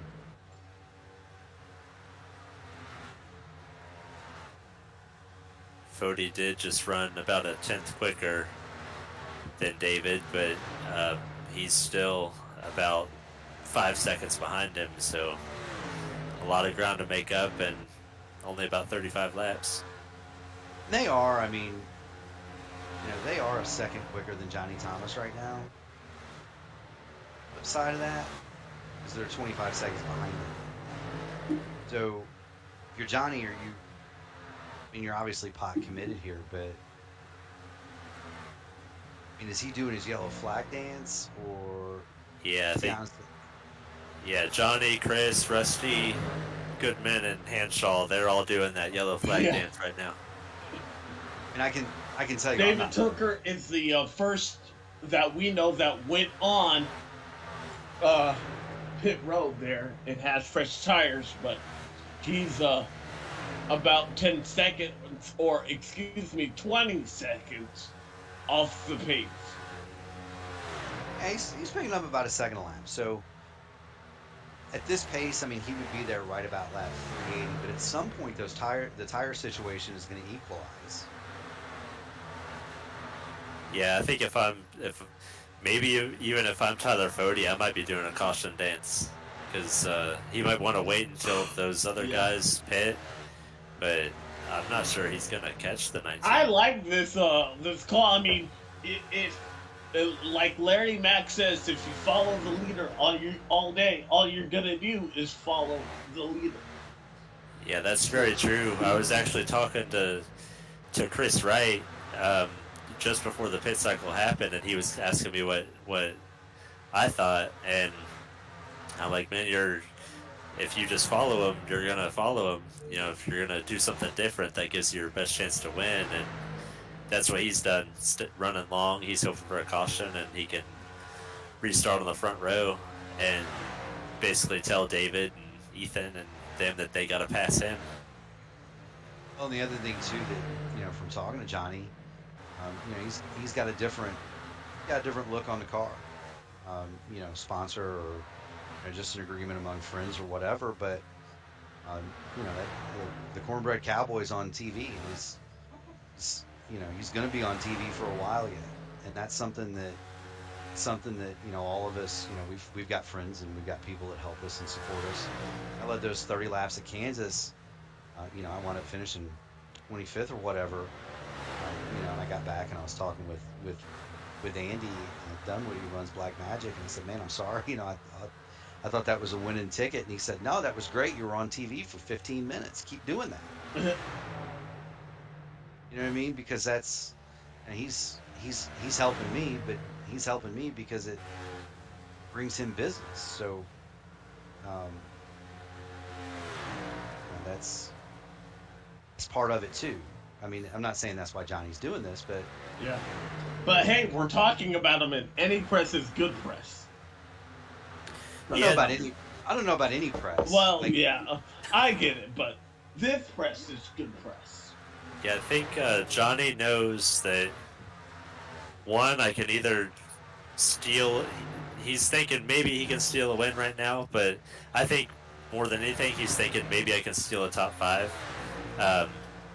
If you know Johnny Thomas, he's coming into the race saying, I'm going to get you a 15th. He tells all his sponsors that he gets, like, I'm probably not going to win you a lot of races, but I'll top 15 you to death. I think he's probably going to be able to do it here, but like you guys were saying, I'm sure Cornbread's sitting here watching this, with a big smile on his face. What I did hear from Chris Wright, he's probably got about 11 laps of gas, so I'm assuming Johnny Thomas and Chris are both in about the same boat. The 10 same laps boat, or so. yeah. They're hoping for a yellow flag here. It's one of the things I looked at was I was interested in at what point are the tires going to start equalizing. It was a second a lap earlier in the run. It's down now to about 6-7 tenths a lap. So tires are starting to come back. Yeah. But does he have enough petrol? Ooh. It's why the final 25 lap. Hey, our counter didn't tick down to the number of laps here, there, Dave. But I think it will the next finally one, into right? the final 25 laps here. So what we like to do when the counter ticks down, you guys pick a driver. Who you think? I'll take Ethan Burrell. I'm going for the back-to-back. I'm going to go David Tooker. I want to see Johnny Thomas do it. I really do, but I'm going to go with Tooker. I guess I'll go ahead and say maybe we'll put the cowboy in victory lane. I'm gonna guess we get that caution, and Johnny gets the restart of his life. I don't think he's won since his Daytona 500 victory a couple of seasons ago. Hey, there's a few really good drivers in real life that didn't win much but the crown jewels, and those are the ones you want to win if you can win them. So. All right. I mean, obviously, I'm calling the race, so I have to remain impartial. I am highly interested in the strategy. Yes. I love the strategy aspect of this because it gives us something to talk about, and it puts you on the edge of your seat. 23 to go. Is there enough fuel in that 91 for him? Or does Tooker run him down with raw speed? It's starting to look like if he's got the fuel, I mean, you only got 22 laps to go, and you got a 12-second lead over Hooker. If we're hearing that Chris is going to have to come in, so out of the equation.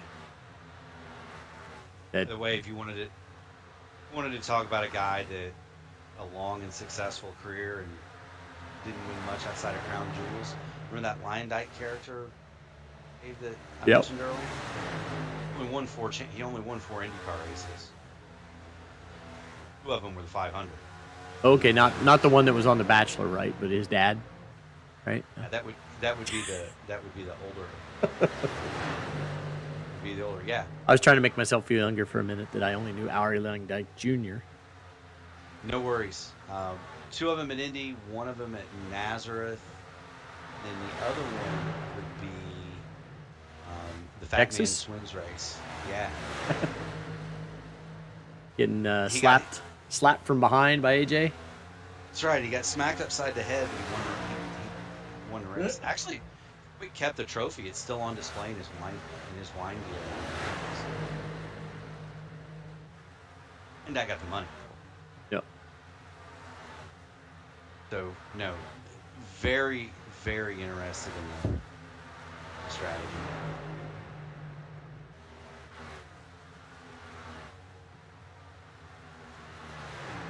Well, 10 seconds separate Tooker and Johnny Thomas there. We know that Chris Wright, he's going to have to go down. He doesn't believe he can make it. Wow. Johnny Thomas, we believe, is on that same strategy.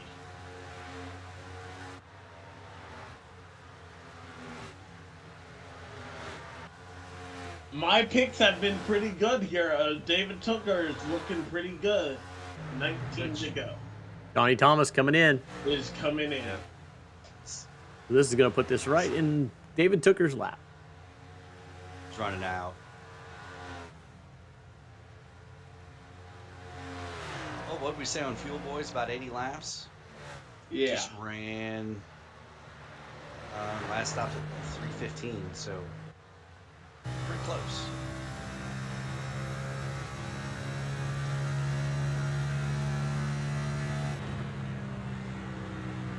And Chris Wright, I mean, the time is going down to 2/10 a lap here between Chris Wright and Dave Tooker. It's not a question of if, but when Tooker gets to the back bumper.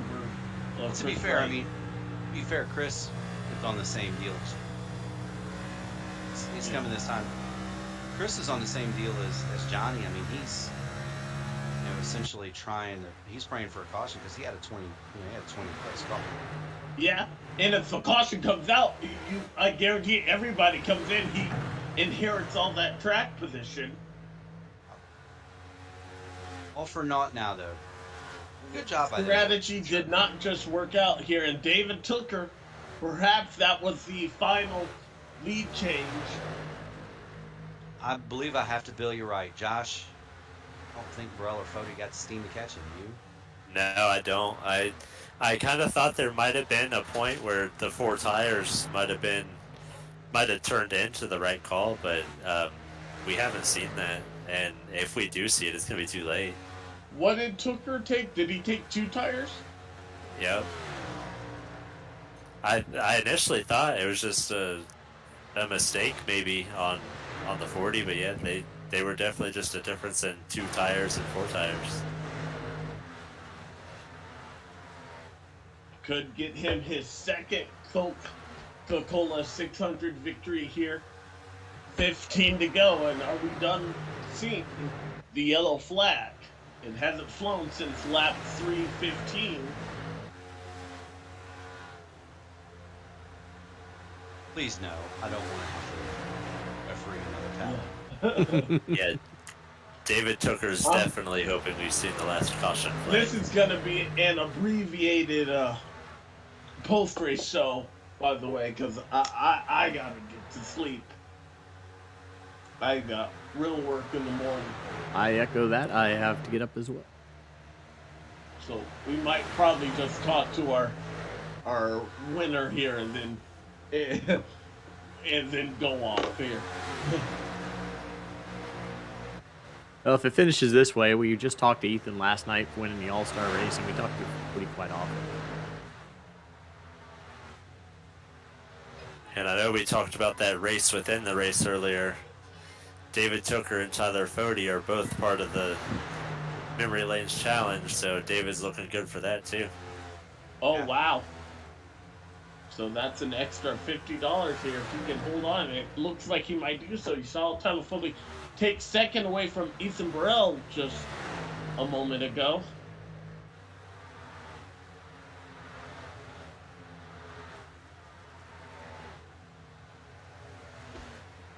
This race kind of have a little bit of everything on it, though, there, Dave. Yeah, it has. Strategy and cautions to shake things up. We didn't have a big crash, which I didn't want to see because my thing is that I want everyone to finish this. How many cars do we have out of the race here? Quite a bit, so I think only 18 cars currently are on the lead lap here. You just don't want, I don't want somebody who's had their heart and soul into this get taken out, you know.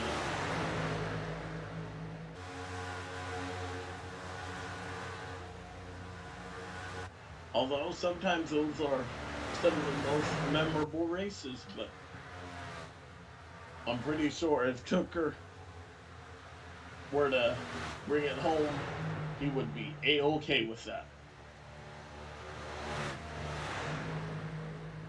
3.5 seconds, that's a lot of time to make up in less than 9 laps.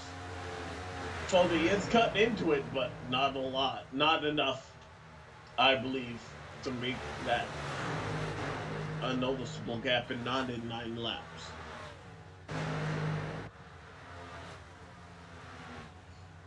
So, do we think that Foley just gave this up on tire strategy?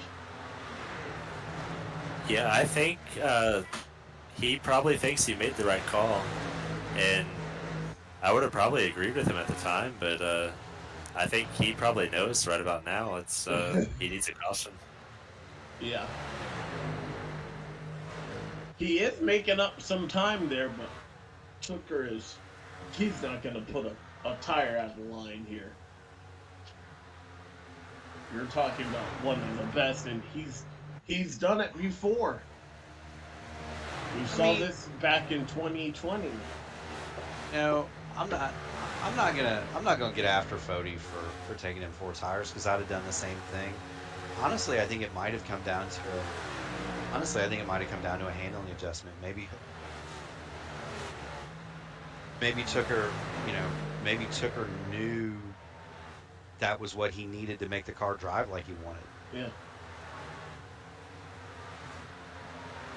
And maybe Fody needed those 4 tires. The gap is still consistent at about 3 seconds here. And it's going to say that. I mean, Yeah. Fody's not going to be able to make it up. The rest of these guys, Crump. And Gavler. Oh, we got one car off the track right there.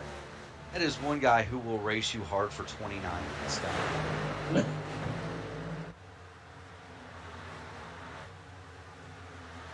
I have Tyler Fody and Scott Crump in my championship 4. They're gonna make it on. Yeah, Scott Crump doesn't find himself in 29th very often, but it's definitely a true statement. I mean, love the guy for it. He's going to race you hard no matter where he is, but I don't know that with 5 to go, 6 to go, or 7 to go, or whatever in a 600-mile race, if I was running 7th, I'd be bouncing off other people. I'd probably just let him have it.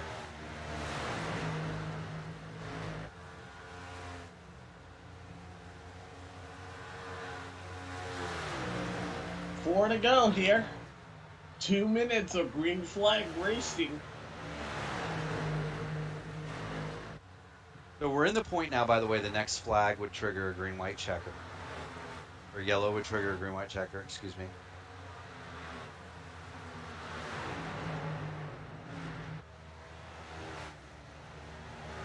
And we have 2 more laps before it doesn't matter. If a caution comes out on the final lap, it would still end the race here. Tooker's just hoping to see that white flag. That's the only flag he cares about right now.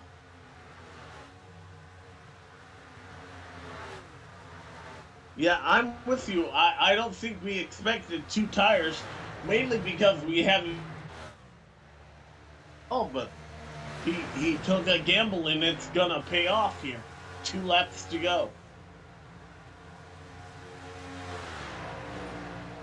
And I would be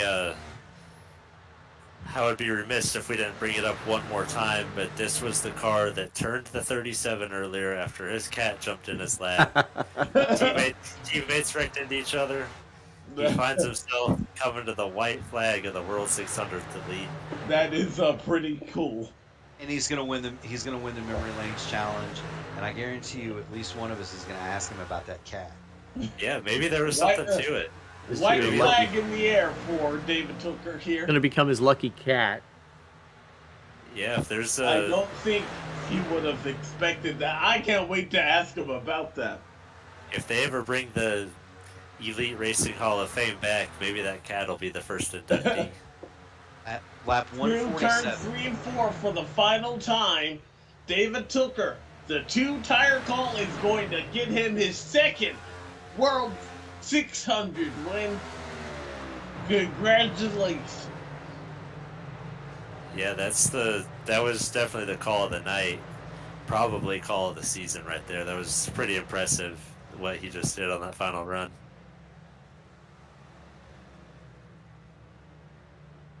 There were a lot of good-looking paints out here, but he got the best one to victory lane. And that was a tribute to Ken Block. We miss him. A sharp-looking car pitted by Jonathan Cutlip.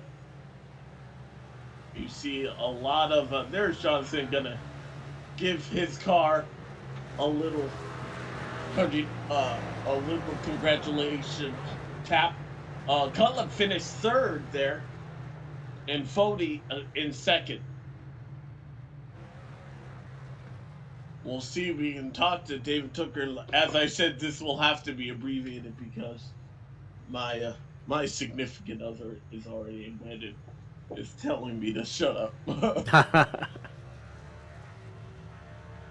We get Tooker in the booth. You can tell him that. Yeah. Let's see if we can. Tell him it's like an Oscar speech, and I've got a button, and I'm going to cut off his mic at a certain point.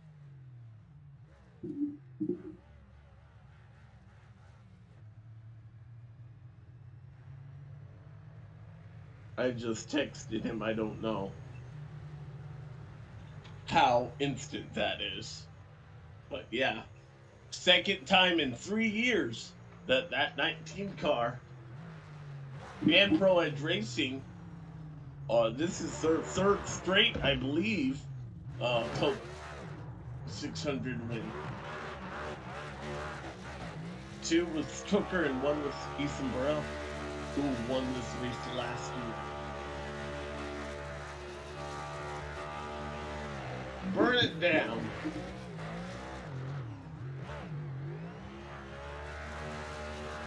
Yeah, I must admit, when we were talking about his cat, I did not picture this car going to victory lane. My things can change in a hurry. Yeah, that's definitely him and Ethan, even, the other end of that wreck. That's why you just never give up in this race. You're never out of it unless you get involved in one of them big wrecks that we saw a few of. Remember that big save he had right there at that section of the track as well? Yeah. He was off the racing surface. There are many times where it should not have gone his way. It did here tonight. What are we going to do with Mr. Cutlip and Mr. Fody?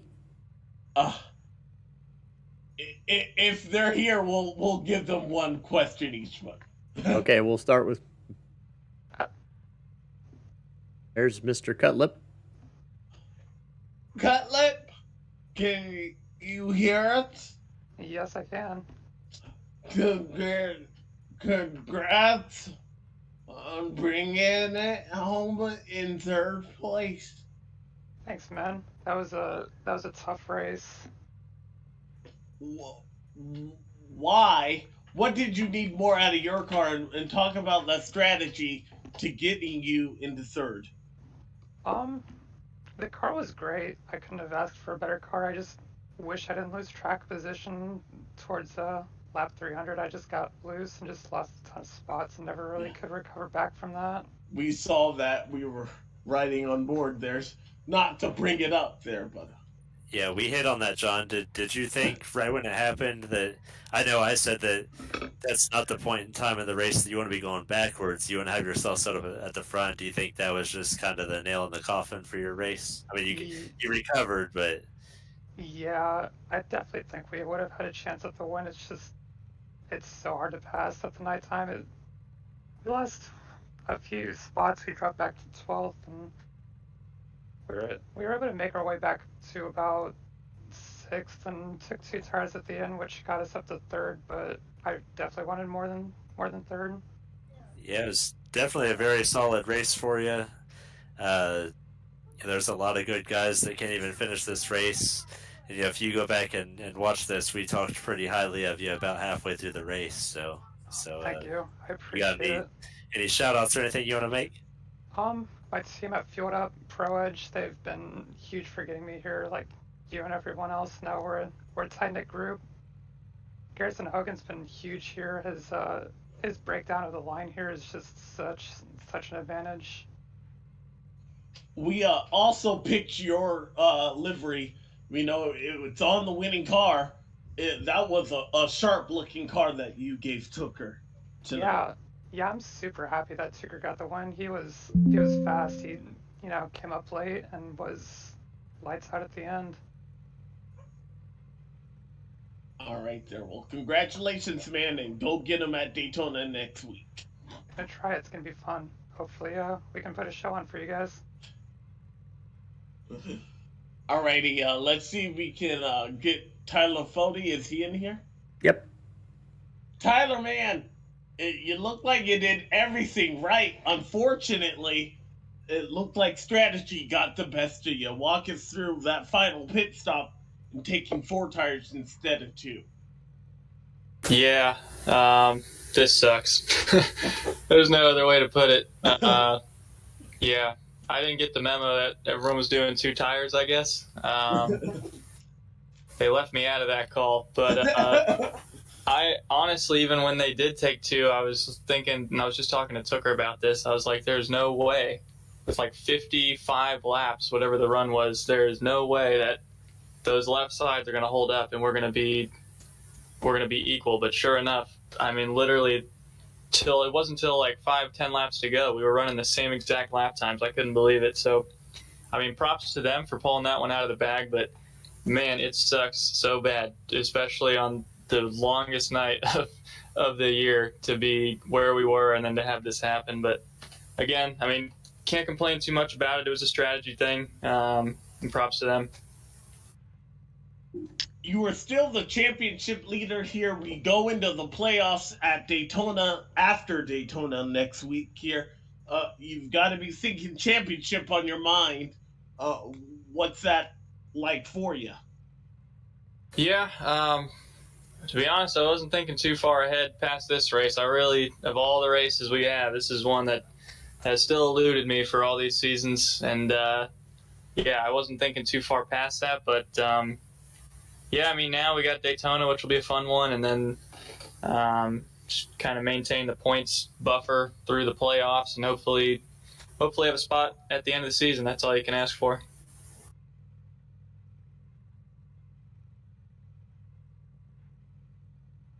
All right, well, want to give you the chance to shout out anyone and anything you like here?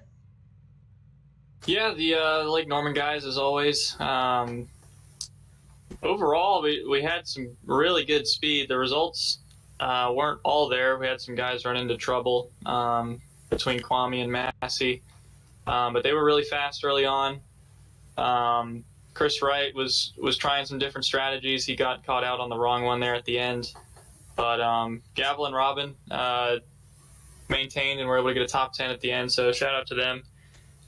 Shout out to Blue Egg Marketing being on the car, Hux, Pit Pass Network, KMP Graphics for painting it, and shout out to you guys especially tonight for hanging around. I mean, I had something to keep my mind occupied for 4 hours. I can't imagine y'all up here, so huge shout out to y'all too. You definitely got that right. I'm You used to gave driving us the a car. lot to talk about there. Sorry the race didn't play out in your favor, though. Yeah, well, it is what it is. We'll just keep on going, and then hopefully get a couple more before the year's up.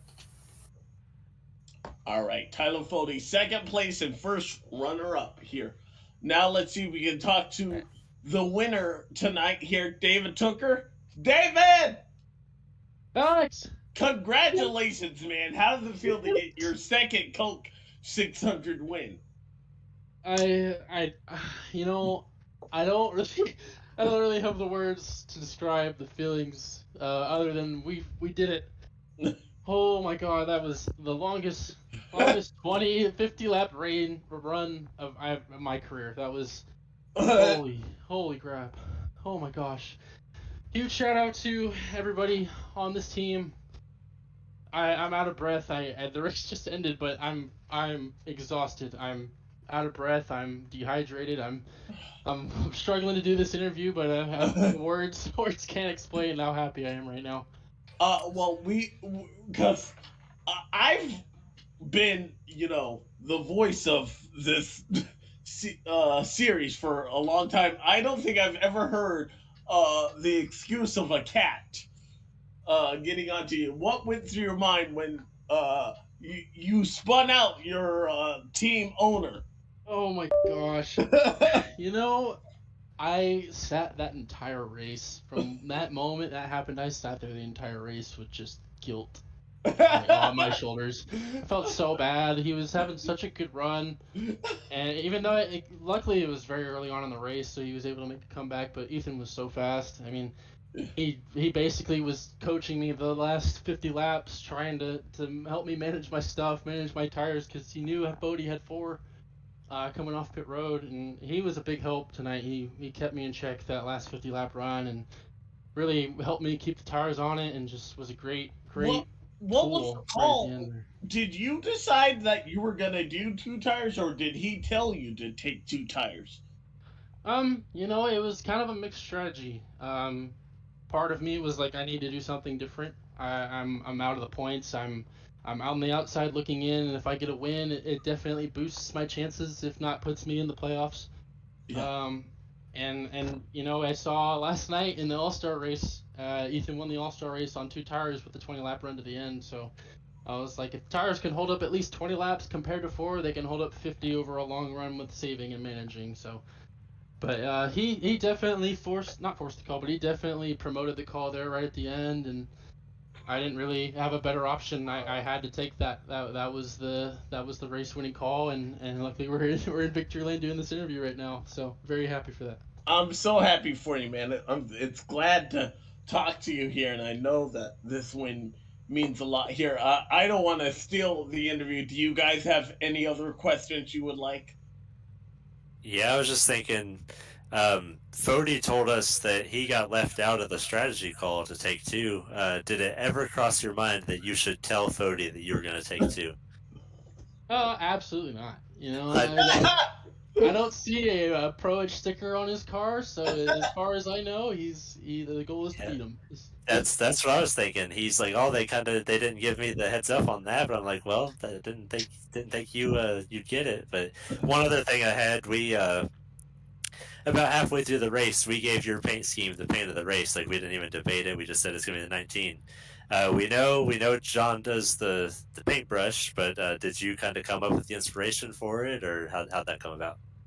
Yeah, this car is a representation of Ken Block. You can see the 43 sticker right above my name rail, or right on my name rail. But rest in peace to Ken Block. He's always been the biggest inspiration for me to become a race car driver, and he just proved that you could do anything behind the wheel, whether it's full send or even just coasting around, do whatever it is, having fun. So that was the big thing. We've always talked about doing a representation of Ken Block and his career and just what he stood for in the racing community.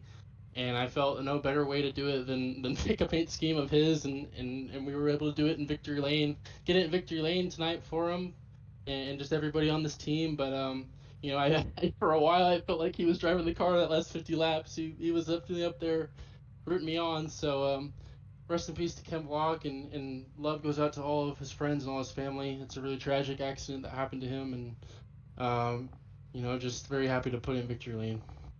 Yes, we documented the call and the drive that you made there. So that was, I think I said that was probably the call and drive of the year. So definitely big props to you. Thank you. Yeah, you already thanked everybody, so I won't ask my closing question. But it's midnight here on the East Coast, so we'll let you go and celebrate there. I'm so glad I got to talk to you as a winner here, man, and congratulations. This win was big. Thank you. And just before we go, I didn't get all my shout outs in, but everybody, like I said, everybody at the Pro Edge Garage, Josh, you worked really close with us. Alex, you've been a great friend with us for over 12 years, 13 years now, and this group has been a great organization, a great community to be a part of, and couldn't be more thankful for all of them and the support. The Discord lit up when I came across the start finish line, so to say the emotions were running high over the mic with all of my friends there, it was just an unbelievable moment. And I want to give a huge shout out to JD Designs. Like I said, he painted this car, this beautiful race car, and couldn't be happier to represent him and his business and what he does behind his computer screen. He creates beautiful work. So thank you to him and his friendship. And And also everybody at Elite, all you guys up in the booth, really appreciate what you're doing up here. All of our admin, everybody that makes this league run as well as it does. This was such a great race, and couldn't be happier to put my name as the winner on it. So thank you guys for everything you do up here. Thank you there, Tucker. David Tucker, winner of the Memory Lanes World 600 here. Congratulations, man. We have Daytona next week, but we are going to sign off here tonight. Congratulations to that 19 car. Best in show. And we will see you guys next time.